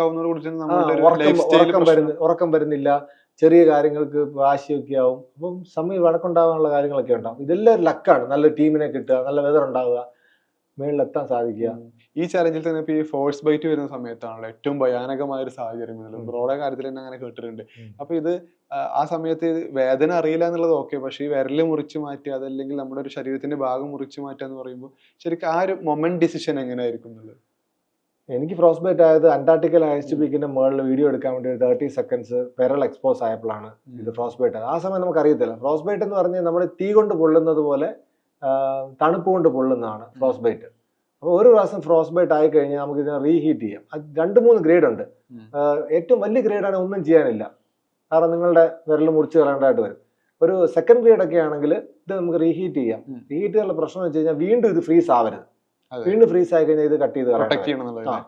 അപ്പൊ ഞാൻ തിരിച്ചിറങ്ങിയപ്പോൾ എൻ്റെ 2 വിരലുകൾ ഫ്രോസ്റ്റ് ബൈറ്റ് ആയി. മീൻസ് ഞാനത് എക്സ്പോസ് ചെയ്തതുകൊണ്ട്. പിന്നെന്താ പറയുക, ആ എക്സ്പെഡീഷന്റെ പ്രത്യേകത വെച്ചാൽ അത് കഴിഞ്ഞിട്ട് അടുത്തടുത്ത് 2 എക്സ്പെഡീഷൻസ് ഉണ്ടായിരുന്നു. അന്റാർട്ടിക്കയുടെ കഴിഞ്ഞിട്ട് അക്കൻകാഗുവയും അഗ്നിപർവ്വതവും കാരണമായിരുന്നു. അപ്പം എൻ്റെ പ്രശ്നം വെച്ചാൽ ഈ വിരൽ ഫ്രോസ്റ്റ് ബൈറ്റ് ഉള്ള വിരൽ വെച്ച് വേണം ബാക്കി 2 ചെയ്യാൻ വേണ്ടിയിട്ട്. അതായിരുന്നു എൻ്റെ മുന്നിലുള്ള ഭയങ്കരമായിട്ടുള്ള ടെൻഷൻ എന്ന് വെച്ചാൽ. എനിക്ക് അത് സബ്മിറ്റ് ചെയ്തു, ഞാൻ തിരിച്ച് താഴെ എത്തി, മീൻസ് അന്റാർട്ടിക്കയുടെ ബേസ് ക്യാമ്പിലെത്തി. എനിക്ക് തിരിച്ച് നാട്ടിൽ പോയി കഴിഞ്ഞാൽ ഓക്കെ, നമ്മുടെ ഇവിടുത്തെ വെതറാണല്ലോ. പക്ഷെ ഞാൻ വീണ്ടും മൗണ്ടന്റെ മുകളിൽ പോയി. അപ്പൊ അതെന്നെ ഭയങ്കരമായിട്ട് മെന്റലായിട്ട് ഹേർട്ട് ചെയ്തുകൊണ്ടേയിരുന്നു. ഇനി എനിക്ക് എന്തെങ്കിലും പ്രശ്നം ഉണ്ടാവും, എൻ്റെ വിരൽ മുറിച്ച് കളയേണ്ട വരുമോ. കാരണം നമുക്ക് ഈ വിരൽ ഭയങ്കര കാറ്റുള്ള പർവ്വതം അക്കൻകാഗുവ. അവിടെ ചെന്ന് നമുക്ക് എന്താ പറയുക, യൂറിൻ പാസ് ചെയ്യാൻ വേണ്ടിയിട്ട് നമുക്ക് പോലും പറ്റത്തില്ല. ഈ ഗ്ലൗസ് ഊരി കഴിഞ്ഞാൽ നമുക്ക് എന്തെങ്കിലും ചെയ്യാൻ പറ്റത്തുള്ളൂ. അപ്പൊ തണുത്ത കാറ്റടിക്കുമ്പോഴേ ഈ ഫ്രോസ്റ്റ് ബൈറ്റ് ആയ വിരലിന് ഭയങ്കര വേദനയായിരിക്കും, ബാക്കി വിരലിന് വേദനയും കാണത്തില്ല. അത് ഭയങ്കരമായുള്ള എക്സ്പീരിയൻസ് ആണ്. ഭാഗ്യം കൊണ്ട് എനിക്ക് ആ ഒരു 2 മൗണ്ടൻ ക്ലൈംബ് ചെയ്യാനും പറ്റി. എനിക്ക് മാക്സിമം ടൈമിൽ ഞാൻ വലിയ ഗ്ലൗസ് ഇട്ടിരുന്നു. അത് വലിയ ഡിഫിക്കൽട്ട്. സേഫ് ആയെന്ന് വെച്ചാൽ എപ്പോഴും നമുക്ക് ഗ്ലൗസ് ഇട്ടുകൊണ്ട് നമുക്ക് ഒന്നും ചെയ്യാൻ പറ്റത്തില്ല, ഭക്ഷണം കഴിക്കാൻ പോലും പറ്റത്തില്ല. അങ്ങനെ 2 എക്സ്പെഡീഷൻസ് എനിക്ക് ബുദ്ധിമുട്ടായിരുന്നു. പക്ഷെ ദൈവഭാഗ്യം കൊണ്ട് വിരൽ മുറിച്ചിലാണ്ട് വന്നില്ല, അതെ. തിരിച്ച് ഇന്ത്യയിലെത്തി. പിന്നെ ഒരു 6 മാസം എക്സ്പെഡീഷൻ ചെയ്തില്ല. ബ്രേക്ക് എടുത്തു. അതുകൊണ്ടാണ് 2024 ഫെബ്രുവരി കഴിഞ്ഞിട്ട് പിന്നെ 6 മാസം വലിയ എക്സ്പെഡീഷൻ അതെ, ചെയ്തില്ല. ബ്രേക്ക് Break ഉണ്ട്. ഒരു ഗ്യാപ്പ് ഉണ്ടായിരുന്നു. അവിടെ തന്നെ കൈയൊക്കെ ശരിയായി. പക്ഷെ ഇതിൽ തന്നെ കുറെ കൂടെ ഈ മഞ്ഞിന്റെ കാര്യം പറയുമ്പോൾ മറ്റ് സ്ഥലങ്ങളെക്കാൾ ഹൈ പവർ മഞ്ഞാണല്ലേ അന്റാർട്ടിക്കയിൽ ഉണ്ടാവുക എന്നുള്ളത്. എല്ലാ സമയത്തും 24 മണിക്കൂറും അല്ലെങ്കിൽ ഏത് കാലാവസ്ഥയിലും. അപ്പൊ അവിടേക്ക് പോകുന്ന സമയത്ത് ഇതിന്റെ ഒരു എക്സ്ട്രാ പ്രിക്കോഷൻസ് എന്തെങ്കിലും ഉണ്ടോ? അന്റാർട്ടിക്കയുടെ പ്രത്യേകത എന്ന് വെച്ച് കഴിഞ്ഞാൽ ലോകത്തിലെ ഏറ്റവും വലിയ ഡെസേർട്ടാണ് അന്റാർട്ടിക്ക. അവിടെ മഞ്ഞ് പെയ്യാറില്ല. അവിടുത്തെ പ്രസിപ്പിറ്റേഷൻ ഏറ്റവും കുറവാണ് അന്റാർട്ടിക്കയിൽ. അവിടെ ice കട്ടയാണ്.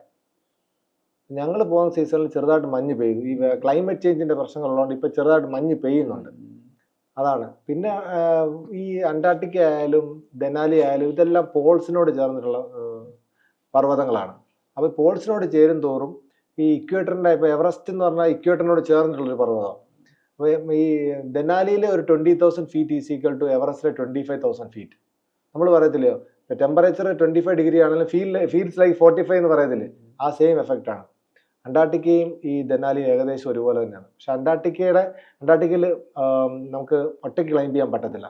You should choose A guide, you should choose A company. അപ്പോൾ ആ കമ്പനിക്കാരെല്ലാം നോക്കിക്കോളും. നമ്മൾ ക്ലൈംബ് ചെയ്താൽ മാത്രം മതി. എവറിത്തിങ് അവർ ചെയ്യും. സ്ലെഡ്ജ് നമ്മൾ പുള്ള് ചെയ്യണം, പക്ഷേ നമുക്ക് ലീഡ് ചെയ്യും. അവർ കുക്ക് ചെയ്യും, കുക്കിംഗ് ടെന്റ് ഉണ്ടാക്കും, അവർ ടെന്റ് പിച്ച് ചെയ്യും, എല്ലാം ചെയ്യും. നമ്മൾ സ്വന്തമായിട്ട് നടന്നാൽ മാത്രം മതി. ഇവിടെ നിന്നാണ് പിന്നീട് ഈ അഗ്നിപർവ്വതത്തിലേക്ക് പോകുന്നു. സ്വാഭാവികമായിട്ടും വോൾക്കാനോയുടെ പ്രത്യേകത ഇതുമായി ബന്ധപ്പെട്ട ക്ലൈമറ്റോ അല്ലെങ്കിൽ ടേസ്റ്റ് ഒന്നും അല്ലാത്തൊരു സ്ഥലത്തേക്കാണല്ലോ പോകുന്നത്. ഇവിടേക്കുള്ള ഒരു യാത്ര, ഇതിന്റെ ഒരു എക്സ്പീരിയൻസ് എങ്ങനെയായിരുന്നു? വോൾക്കാനോ എന്ന് പറയുമ്പം 22,000 ഫീറ്റ് ആണ് അതിന്റെ ഹൈറ്റ്. ലോകത്തിലെ ഏറ്റവും വലിയ ആക്റ്റീവ് വോൾക്കാനോ ഓഹോസ് del Salar ആണ്. ചിലിയിലെ ഏറ്റവും ഉയരം കൂടിയ പർവ്വതമാണ്. പക്ഷെ അതിന് മുകളിൽ തണുപ്പാണ്. അത് ആക്റ്റീവ് ആണെന്ന് മനസ്സിലാവുമെന്ന് പറഞ്ഞ് അതിന്റെ താഴെ ഒരു നദി ഉത്ഭവിക്കുന്നുണ്ട്. പ്യൂമ നദി എന്നാണ് പറയുന്ന പേര്. അത് തിളച്ച് മറിഞ്ഞ് അതിനകത്തുനിന്ന് വെള്ളം ഒഴുകുന്നു, ചൂട് വെള്ളം അതിനകത്ത് ഒഴുകുന്നു. അതിന്റെ അകത്ത് ആക്ടിവിറ്റി നടക്കുന്നുണ്ട്. പക്ഷെ നമ്മൾ പോകുന്ന സീസൺ അവിടുത്തെ സമ്മർ സീസണാണ്. എന്നാലും ഈ 22,000 ഫീറ്റ് എന്ന് പറയുന്ന ഹൈറ്റിന്റെ ഒരു ഇത് വെച്ചിട്ട് മുകളിലെത്തുമ്പോൾ കൊടും തണുപ്പാണ്.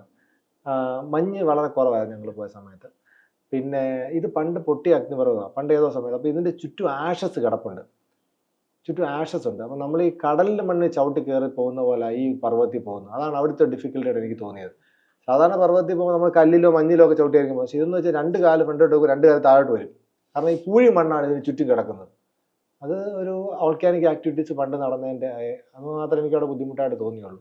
നമ്മൾ ശരിക്കും ഈ മൗണ്ടൈൻ ട്രക്കിങ്ങിന്റെ സമയത്ത് അല്ലെങ്കിൽ യാത്രയുടെ സമയത്തൊക്കെ നമ്മൾ ഈ ചാലഞ്ചസ് പറഞ്ഞതൊപ്പം തന്നെ ഹെൽത്ത് റിലേറ്റഡ് ആയിട്ട് വരുന്ന പ്രധാനപ്പെട്ട ഇഷ്യൂസ്, ഓക്സിജന്റെ അതല്ലെങ്കിൽ മറ്റു അസുഖങ്ങൾ, ഈ നിലക്ക് അല്ലെങ്കിൽ ഇപ്പൊ ഷെയ്ക്കിന് ഉണ്ടായതോ അല്ലെങ്കിൽ ഒപ്പമുള്ളവർ കണ്ടതോ അങ്ങനെ എന്തെങ്കിലും അനുഭവം ഉണ്ട്? ഞാൻ പറഞ്ഞു, എനിക്ക് ഹൈ ആൾട്ടിറ്റ്യൂഡ് പൾമണറി എഡീമ വന്നായിരുന്നു. എന്ന് വെച്ചാൽ നമ്മുടെ ലങ്സിൽ ഫ്ലൂയിഡ് കെട്ടുന്ന അസുഖം വന്നായിരുന്നു എവറസ്റ്റ് വെച്ചിട്ട്. അതിന്റെ ഭാഗമായിട്ട് ചുമച്ച് രക്തം തുപ്പാൻ തുടങ്ങി. പിങ്ക് കളറുള്ള സ്പൂട്ടം വരും ചുമയ്ക്കുമ്പോൾ. അത് എനിക്ക് എവറസ്റ്റിൽ വന്നിട്ടുണ്ട്. പിന്നെ എൻ്റെ ഫ്രണ്ട് ഇന്ദ്രജിത്ത് എന്ന് പറഞ്ഞിട്ട്, അപ്പോൾ അദ്ദേഹം മധ്യപ്രദേശിലെ DSP ആണ്. അപ്പോൾ അദ്ദേഹം എൻ്റെ കൂടെ എവറസ്റ്റ് കയറാൻ വന്നിട്ടുണ്ടായിരുന്നു. പുള്ളിക്കാരൻ്റെ ബേസ് ക്യാമ്പിൽ എത്തിയപ്പോൾ തന്നെ അക്യൂട്ട് മൗണ്ടൻ സിക്നസ് ആയി. എന്ന് വെച്ച് കഴിഞ്ഞാൽ ഭയങ്കര തലവേദനയും രാത്രി ഉറങ്ങാൻ പറ്റാത്ത അവസ്ഥയും ഛർദിലും വയറ്റിളക്കും എല്ലാം കൂടെ ചേർന്നിട്ടൊരു അസുഖമാണ്. അത് വന്നിട്ടുണ്ട്. പിന്നെന്താ പറയുക, ഹൈ ആൾട്ടിറ്റ്യൂഡ് സെറിബ്രൽ എഡീമ എന്ന് പറയും. നമ്മുടെ ബ്രെയിൻ വികസിക്കും. ഈ ഓക്സിജൻ കുറവാകുമ്പോൾ നമ്മുടെ ബ്രെയിൻ വലുതായിട്ട് കാഴ്ച നഷ്ടപ്പെടുകയും അവസാനം നമ്മൾ മരണത്തിലേക്ക് എത്തിപ്പെടുകയും ചെയ്യുന്നൊരവസ്ഥ. ഞങ്ങളുടെ കൂടെ ക്ലൈംബ് ചെയ്ത അഷ്മിത എന്ന് പറഞ്ഞ ലേഡി ഉണ്ടായിരുന്നു. പുള്ളിക്കാരിക്ക് ഈ സബ്മിറ്റ് ചെയ്യുന്നതിന് 100 മീറ്റർ താഴെ വെച്ചിട്ട് പുള്ളിക്കാരിക്ക് ഹൈ ആൾട്ടിറ്റ്യൂഡ് സെറിബ്രൽ എഡീമ വന്നിട്ട് കാഴ്ച നഷ്ടപ്പെട്ടു പോയി. എന്നിട്ട് പുള്ളിക്കാരി തിരിച്ചിറങ്ങി വരിക ചെയ്തത്. ഓക്സിജൻ ഇല്ലാതെ സബ്മിറ്റ് ചെയ്യാനാണ് പുള്ളിക്കാരി ശ്രമിച്ചത്. അപ്പം അങ്ങനെ പിന്നെ ഒരുപാട് പേർക്ക് ഈ ഓക്സിജന്റെ കാര്യത്തിൽ ശരിക്കും എങ്ങനെയാണ് നമ്മൾ പ്രൊട്ടക്ട് ചെയ്യാറുള്ളത്? ഓക്സിജൻ ഏകദേശം ഒരു 7,000 മീറ്ററോട്ടാണ് നമ്മൾ സപ്ലിമെന്ററി ഓക്സിജൻ വെക്കുന്നത്. ഈ ഓക്സിജൻ വെക്കുക എന്ന് പറയുമ്പോൾ നമ്മൾ 7,000 മീറ്ററിൽ നേരെ 5,000 മീറ്ററിലേക്ക് നമ്മൾ വരിക ചെയ്യുന്നത്. ബേസിക്കലി അതാണ് സംഭവിക്കുന്നത്. നമുക്ക് ഡിസെൻഡ് ചെയ്യുന്ന ഒരു എഫക്റ്റാണ്. അപ്പോൾ നമ്മളൊരു 8,000 മീറ്ററിൽ നിൽക്കുകയാണെങ്കിൽ ഒരു 6,000 മീറ്ററിന്റെ ഫീലേ വരത്തുള്ളൂ. അതിന് ഓക്സിജൻ വെച്ച് കൊടുക്കുന്നത്. ഓക്സിജൻ വെച്ചാൽ നമുക്ക് നല്ല പവറാണ്. പിന്നെ ചില ആൾക്കാർക്ക് ഈ ബോഡിയിൽ ഓക്സിജൻ സ്വീകരിക്കാൻ പറ്റത്തില്ല, അവർക്ക് ബുദ്ധിമുട്ടുണ്ടാവും. ഒരുപാട് ഓക്സിജൻ ആകുമ്പോൾ സെല്ലിൽ ഓക്സിജൻ കൂടുന്നതിൻ്റെ അസുഖം വരും, അങ്ങനെ പ്രശ്നങ്ങളുണ്ടാവും. പിന്നെ ഓക്സിജൻ സിലിണ്ടർ തീർന്നു പോകും. ഓക്സിജൻ വെച്ച് നമ്മളൊരു കയറി കഴിഞ്ഞാൽ നമ്മൾ ഏതെങ്കിലും പോയിന്റ് വെച്ച് ഓക്സിജൻ ഇല്ലെങ്കിൽ ഇത് ഡബിൾ പ്രശ്നമാണ്. നിങ്ങൾ ഓക്സിജൻ ഇല്ലാതെ കയറുകയാണെങ്കിൽ നിങ്ങളുടെ ബോഡി പിന്നെയും കുറച്ച് അക്ലമറ്റൈസ് ആവും. ഓക്സിജൻ വെച്ച് കയറിയിട്ട് തീർന്നു കഴിഞ്ഞ് കഴിഞ്ഞാലാണ് ഏറ്റവും പ്രധാനപ്പെട്ട പ്രശ്നം. അങ്ങനെ 15 മിനിറ്റ്സ് ഞാൻ നിയർ ഡെത്ത് കിടന്നത്, ഏകദേശം 8,400 മീറ്ററിൽ. ഈ മൗണ്ടൈൻ പീരിയോഡിനൊപ്പം തന്നെ ലോകത്തിലെ ഏറ്റവും ഉയരം കൂടിയ ഗതാഗതയോഗ്യമായ റോഡ്, ബുള്ളറ്റ് റൈഡ് അടിച്ച ആൾ കൂടിയാണ് ഷെയ്ഖ് എന്നുള്ളത് ഇപ്പുറത്തെ റെക്കോർഡ് കിടക്കുന്നുണ്ടല്ലോ. അത് ആക്ച്വലി ഈ മൗണ്ടനിയറിംഗിന്റെ ഒപ്പം തന്നെയാണ് ഇപ്പുറത്ത് ബുള്ളറ്റ് റൈഡ് എന്നുള്ളത്. ഇത് ശരിക്കും എപ്പോഴാണ് ആശയം വരുന്നത്? അത് എന്താ പറയാ, ജസ്റ്റ് ലഡാക്കിൽ പോയ സമയത്ത് ഖർദൂങ്ങിലായിരുന്നു ആ സമയത്ത് ഏറ്റവും ഹയസ്റ്റ് മോട്ടാർ. ഇപ്പൊ അത് മാറി ഉംലുങ്ങിലായി പോകാൻ പറ്റിയിട്ടില്ല. അത് ജസ്റ്റ് ഇന്ത്യ കാണുക എന്നുള്ളത് എൻ്റെ ഒരു ഭയങ്കര ആഗ്രഹമായിരുന്നു. ഇന്ത്യയിലെ മുക്കും മൂലം ഞാൻ പോയിട്ടുണ്ട്. ഞാൻ പല രാജ്യങ്ങളിൽ യാത്ര ചെയ്യുമ്പോൾ നമ്മൾ ഈ ഇടപെടുന്ന ആൾക്കാരെ ഏത് തരത്തിലുള്ള ആൾക്കാരെ നമുക്ക് അറിയത്തില്ല. നമ്മളെക്കാളും ഭയങ്കര വലിപ്പമുള്ള ആൾക്കാരായിരിക്കും. അവർക്ക് ഭയങ്കര എക്സ്പീരിയൻസ് ആയിരിക്കും. അവർ ചെയ്യുന്ന കാര്യം നമുക്ക് വിചാരിക്കാൻ പറ്റാത്ത കാര്യമായിരിക്കും ചെയ്യുന്നത്. അങ്ങനെയുള്ള ആൾക്കാർ സോഷ്യൽ മീഡിയ ഒരു പ്രസൻസും കാണത്തില്ല. അവർ ലൈഫിൽ അത് എൻജോയ് ചെയ്ത് പോവുക ചെയ്യുന്നത്. അങ്ങനെയുള്ള ആൾക്കാരാണ് വളരെ കൂടുതൽ ആൾക്കാർ. സോഷ്യൽ മീഡിയ ഇരിക്കുന്നവരെല്ലാവരും, ഞാൻ ഉൾപ്പെടെയുള്ള ആൾക്കാരെ കാണിക്കാൻ വേണ്ടിയിട്ട് ചെയ്യുന്ന ആൾക്കാരാണ്. അപ്പോൾ അതിനകത്ത് കുറച്ച് കള്ളത്തരങ്ങളൊക്കെ ആൾക്കാർ ചെയ്യാറുണ്ട്. ഞാൻ സത്യസന്ധമായിട്ട് ചെയ്യുന്നത് കൊണ്ട് എൻ്റെ വീഡിയോസ് കണ്ടാൽ അറിയാം, അതിനകത്ത് വലിയ ലൈക്കുകളൊന്നും വരാറില്ല. അല്ലാതെ ഈ വീഡിയോ ഉണ്ടാക്കാൻ വേണ്ടി നമുക്ക് ചെയ്യാനും പറ്റത്തില്ല. കാരണം ഞാൻ ഓരോ എക്സ്പെഡീഷന് പോകുമ്പോഴേ എനിക്കതെല്ലാം പുതുമയാണ്. കാരണം ഫ്രണ്ടിൽ നിൽക്കുന്ന ഡേഞ്ചറുകൾ, പല സ്ഥലത്തും ഡേഞ്ചർ ഉണ്ടാകുമ്പോൾ വീഡിയോ ക്യാമറ പോലും പുറത്തെടുക്കാൻ പറ്റത്തില്ല. നമ്മൾ ലൈഫിൽ എങ്ങനെ ഓടി രക്ഷപ്പെടുമെന്ന് നോക്കി നിൽക്കുകയായിരിക്കും. പിന്നെ അതിയായ സന്തോഷം വരുമ്പോൾ ഞാൻ വീഡിയോ എടുക്കാറില്ല. ആ മൊമെന്റ് നമ്മളങ്ങ് എൻജോയ് ചെയ്യത്തേ ഉള്ളൂ. എൻ്റെ എപ്പോഴും ഒരു ഗോപ്രോ, ഇൻസ്റ്റാ 360 ഐഫോണും കാണും എവറി ടൈം ഫുൾ ചാർജിൽ. ഞാനത് എപ്പോഴും അവിടെ പോകുമ്പോൾ ഹൈ ആൾട്ടിറ്റ്യൂഡ് പ്രശ്നം വെച്ച് കഴിഞ്ഞാൽ പെട്ടെന്ന് ബാറ്ററി ഡ്രെയിൻ ആവും. നമ്മുടെ ചാർജ് പെട്ടെന്ന് തീർന്നു എല്ലാം. ഞാനെല്ലാം ജാക്കറ്റിനകത്ത് എൻ്റെ നെഞ്ചിനോടോ വയറിനോടോ ഒക്കെ ചേർത്ത് വെച്ചിരിക്കും. എൻ്റെ പല പോക്കറ്റുകൾ എനിക്ക് അപ്പോഴും എടുത്ത് വെക്കാം. പക്ഷേ ഈ 2 പോയിന്റ് എനിക്ക് വീഡിയോ എടുക്കാൻ പറ്റത്തില്ല. കണ്ടിന്യൂസ് ആയിട്ടുള്ള വീഡിയോസ് എടുക്കാൻ പറ്റത്തില്ല. എവറി ടൈം ഞാൻ ഡിഫിക്കൽട്ടി ഫേസ് ചെയ്തുകൊണ്ടിരിക്കും. അതുകൊണ്ട് എൻ്റെ വീഡിയോസ് ആൾക്കാർ കാണുമ്പോൾ ഇഷ്ടപ്പെടത്തില്ല. പൊടിപ്പ് എന്തെങ്കിലും ചേർക്കാൻ പറ്റത്തില്ല.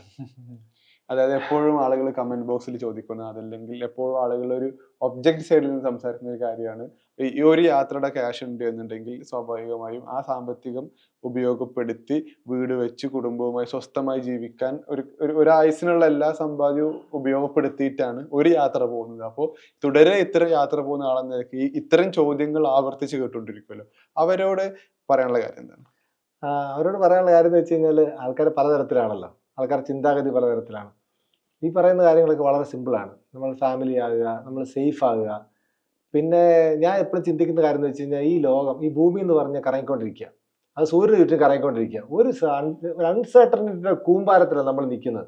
അടിയിൽ നമ്മുടെ ഒരു 10 കിലോമീറ്റർ കുഴിച്ച് കഴിഞ്ഞാൽ മോൾട്ടൻ ലാവ കിടക്കുക. അതിൻ്റെ മേളിൽ നിന്നിട്ട് നമ്മൾ ഈ പറയുന്ന ലൈഫ് സെറ്റിലാക്കുക, നിങ്ങൾ സന്തോഷപൂർണ്ണമായ ജീവിതം ആഗ്രഹിക്കുന്നവർ ജീവിക്കുക. അങ്ങനെ ഒരു സംഭവം ഇല്ല. നമ്മളെല്ലാവരും ഒരു പോയിന്റ് ജനിച്ച് ഒരു പോയിന്റ് മരിക്കും. അതാണ് സത്യമായ പരമമായ സത്യം. Everybody will die. അതിനുള്ളിൽ നിങ്ങൾക്ക് ചെയ്യാൻ പറ്റുന്ന കാര്യങ്ങൾ ചെയ്യുക, നിങ്ങൾക്ക് ചെയ്യാൻ പറ്റുന്ന അഡ്വഞ്ചറുകൾ ചെയ്യുക. ഈ സാധാരണ രീതിയിൽ ജീവിക്കാൻ വളരെ സിമ്പിളാണ്. അവിടെ അങ്ങനെ ജീവിച്ചുകൊണ്ട് കാര്യമുണ്ടെന്ന് എനിക്ക് തോന്നുന്നില്ല.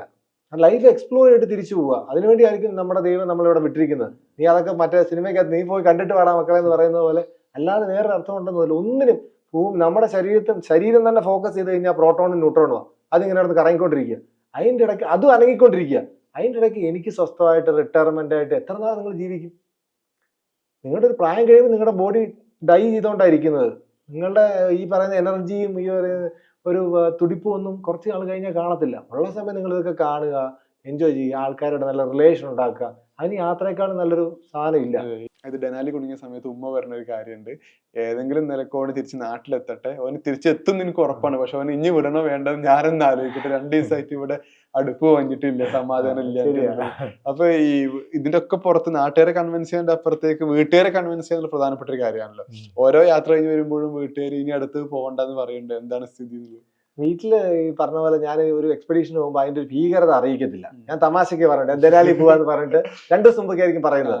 അമേരിക്ക പോവാന്ന് പറഞ്ഞിട്ട് ഞാനൊക്കെ ഇറങ്ങും. അങ്ങനെ പോയാലും നമുക്ക് അവിടുന്ന് എസ്കേപ്പ് ആവാൻ പറ്റത്തുള്ളൂ. പിന്നെ വൈഫിനോടും അമ്മയോടും ഒന്നും ഇതിന്റെ അത് ഭീകരതയും ഇതിന്റെ പ്രശ്നങ്ങളും ഒക്കെ പറഞ്ഞു കഴിഞ്ഞാൽ അവരുടെ മനസ്സിൽ ഇതിന്റെ നെഗറ്റിവിറ്റി കിടക്കും. നമ്മൾ അറിഞ്ഞാൽ മതിയല്ലോ, നമുക്കൊരു ഐഡിയ ഉണ്ട് നമ്മൾ ഇതാ ചെയ്യാൻ പോകുന്നത്. പിന്നെ ഇത് നമ്മളുടെ ഒരു അച്ചീവ്മെന്റ്, നമ്മൾ എന്താ പറയാ അടുത്ത തലമുറയ്ക്ക് വേണ്ടി കൊടുക്കാൻ ഉദ്ദേശിക്കുന്ന ഒരു സംഭവമാണ്.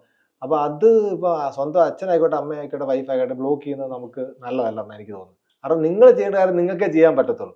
അപ്പൊ അവരുടെ ഒരു സന്തോഷം അത് നമ്മൾ കൊടുക്കണം. പക്ഷെ നിങ്ങളുടെ ലൈഫിൽ ചെയ്യേണ്ട കാര്യം ചെയ്യേണ്ടെന്ന് പറയാൻ ആർക്കും അധികാരമില്ല. അതിപ്പോ ആരായാലും. നമ്മുടെ നാട്ടിലായതുകൊണ്ട് ഇതിനൊക്കെ ഒരു റെസ്ട്രിക്ഷൻ വരുന്നത്. വിദേശ രാജ്യത്തുള്ളതാണ് ഒരാൾ ചെയ്യാൻ തുനിഞ്ഞിറങ്ങി ആരും ഒന്നും ചോദിക്കത്തില്ല. ഇവിടെ നമ്മൾ ഇപ്പം അതുകൊണ്ടാണ് പലർക്കും ആ ഒരു ബൗണ്ടറി വിട്ടിട്ട് ചെയ്യാൻ പറ്റാത്തത്. നമ്മൾ കുടുംബത്തെ നോക്കണം, കുഞ്ഞുങ്ങളുണ്ടാവും. ഇതൊക്കെ പ്രകൃതി നിയമമാണ്. കല്യാണം കഴിച്ചാൽ കുഞ്ഞുങ്ങളുണ്ടാവും, കുഞ്ഞുങ്ങളുണ്ടാകുന്നത് വളരും. അതൊരു പ്രായത്തുമ്പോൾ വലുതായിട്ട് മരിക്കും, അതിന് കുഞ്ഞുങ്ങളുണ്ടാവും, അതിങ്ങനെ സംഭവിച്ചുകൊണ്ടേയിരിക്കും. പ്രോസസ് നടന്നുകൊണ്ടിരിക്കും. നമ്മൾ വിചാരിക്കും ഇതൊക്കെ നമ്മളുള്ളതുകൊണ്ട് നടക്കുന്നത് വിചാരിക്കുന്നത്, അങ്ങനൊന്നുമല്ല. നമ്മൾ ഇങ്ങനെ അങ്ങ് ഒരു എന്താ പറയാ ഒരു ഡ്രാമയിൽ ഇങ്ങനെ അഭിനയിച്ചുകൊണ്ടിരിക്കുകയല്ലേ. അതിനകത്ത് പിന്നെ നിങ്ങൾ ഡ്രാമ കാണിക്കേണ്ട ആവശ്യമില്ല, നടക്കേണ്ട സമയത്ത് എല്ലാം നടന്നോളൂ. അപ്പൊ ഇനി അവസാനത്തെ ഒരു കാര്യം കൂടി ഉള്ളത്, ഇനി അടുത്ത ട്രിപ്പ് എപ്പോഴാണെന്നുള്ളതാണ്. അടുത്ത ട്രിപ്പ് എന്ന് പറഞ്ഞു കഴിഞ്ഞാൽ ട്രിപ്പുകളുണ്ട്. ഇപ്പോൾ എവറസ്റ്റ് ബേസ് ക്യാമ്പിലേക്ക് ഓഗസ്റ്റിൽ പോകുന്നുണ്ട്. അത് കഴിഞ്ഞ് അമാദബിൾ എന്ന് പറഞ്ഞ പീക്കുണ്ട്, അത് എവറസ്റ്റിനേക്കാളും ടെക്നിക്കലായിട്ടുള്ള പീക്കാണ്. അത് കഴിഞ്ഞിട്ട് അടുത്ത മാർച്ചിൽ ലോകത്തിലെ ഏറ്റവും വലിയ ഡേഞ്ചറസ് പീക്കാണെന്ന് അറിയാം, അതും 8000 മീറ്റർ ആണ്. പക്ഷെ ലോകത്തിലെ 10ാമത്തെ വലിയ പീക്കാണ്. അത് കയറാനുള്ള ഒരു പ്ലാൻ ഉണ്ട്. കാരണം അത് ഭയങ്കര അവലാഞ്ച് പ്രോണാണ്, എപ്പോൾ വേണമെങ്കിലും അവലാഞ്ച് സംഭവിക്കും. അത് കയറാനുള്ള ശ്രമം നടത്തുന്നുണ്ട്. ഇപ്പം പല ക്ലൈംബുകളും സോളോ ആയിട്ട് ചെയ്യാൻ ശ്രമിക്കുന്നുണ്ട്. കാരണം കുറച്ചുകൂടി ധൈര്യം എനിക്ക് വന്നോണ്ടേ ഒറ്റയ്ക്ക് ചെയ്യാൻ പറ്റുമെന്നുള്ളൊരു, നമുക്ക് ഒറ്റയ്ക്ക് ചെയ്യുമ്പം ഭയങ്കര സാറ്റിസ്ഫാക്ഷൻ ആയി നമ്മൾ തിരിച്ചു വരുമ്പോൾ. ഇപ്പോൾ ടീമിനെ കൊണ്ടുപോകാനാണെങ്കിൽ അപ്പം അങ്ങനെ ഒരു ശ്രമം നടത്തുന്നുണ്ട്. അതായത് ഈ ദനാലിയിൽ നിന്ന് തിരിച്ചു വന്ന സമയത്ത് സ്വാഭാവികമായും ആളുകൾ കൗതുകമായിട്ടാണെങ്കിലും വിമർശനമായിട്ടാണെങ്കിലും ആളുകൾ അവരുടെ എക്സ്പീരിയൻസ് ഷെയർ ചെയ്യാൻ വേണ്ടി നമ്മളെ സമീപിച്ചിട്ടുണ്ടാവും, ഓരോ കാര്യം ചോദിച്ചിട്ടുണ്ടാവില്ല. ആ നിലക്ക് ആളുകൾ സംസാരിച്ച കാര്യങ്ങൾ എന്തൊക്കെയായിരുന്നു?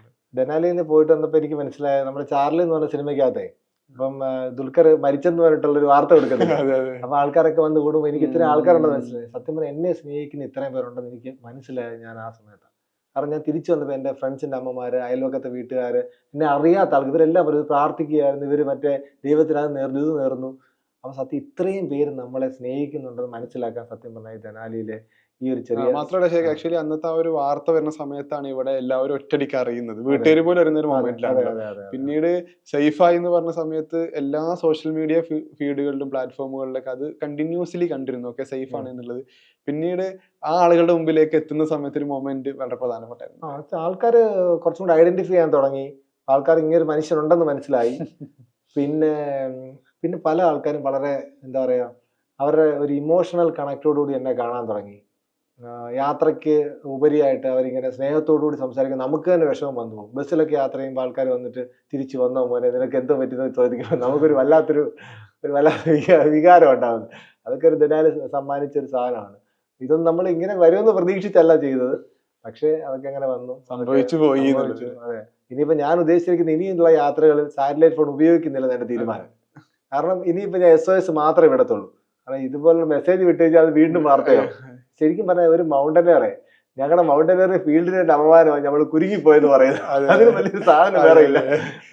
തിരിച്ചു വരണം, സേഫ് കുരുങ്ങിപ്പോയെന്ന് പറയുന്നത് നമുക്ക് എന്താ പറയാ, അത് മീൻസ് നമ്മളങ്ങനെ കുടുങ്ങാൻ പാടില്ല. നമ്മൾ അതിന്റെ ഒരു പ്രിപ്പറേഷനും കാര്യങ്ങളും എല്ലാം എടുത്തോണ്ട് പോകണം. അങ്ങനെ ഒരു സിറ്റുവേഷൻ ഉണ്ടെങ്കിൽ മാത്രമേ SOS വിടുക. അതാണ് നമ്മളുടെ ഒരു ധീരത എന്ന് പറയുന്നത്. കുടുങ്ങിപ്പോയെന്ന് കേൾക്കുന്നതിൽ എനിക്കൊരു അപമാനമാണ്. അതുകൊണ്ട് ഇനി ഞാൻ എന്തായാലും സാറ്റലൈറ്റ് കുടുങ്ങത്തുമില്ല. കുടുങ്ങിയാൽ തന്നെയും ഞാൻ ഇനിയിപ്പം സാറ്റലൈറ്റ് ഫോണിൽ മെസ്സേജ് അയക്കത്തില്ല തീരുമാനിച്ചിട്ടുണ്ട്.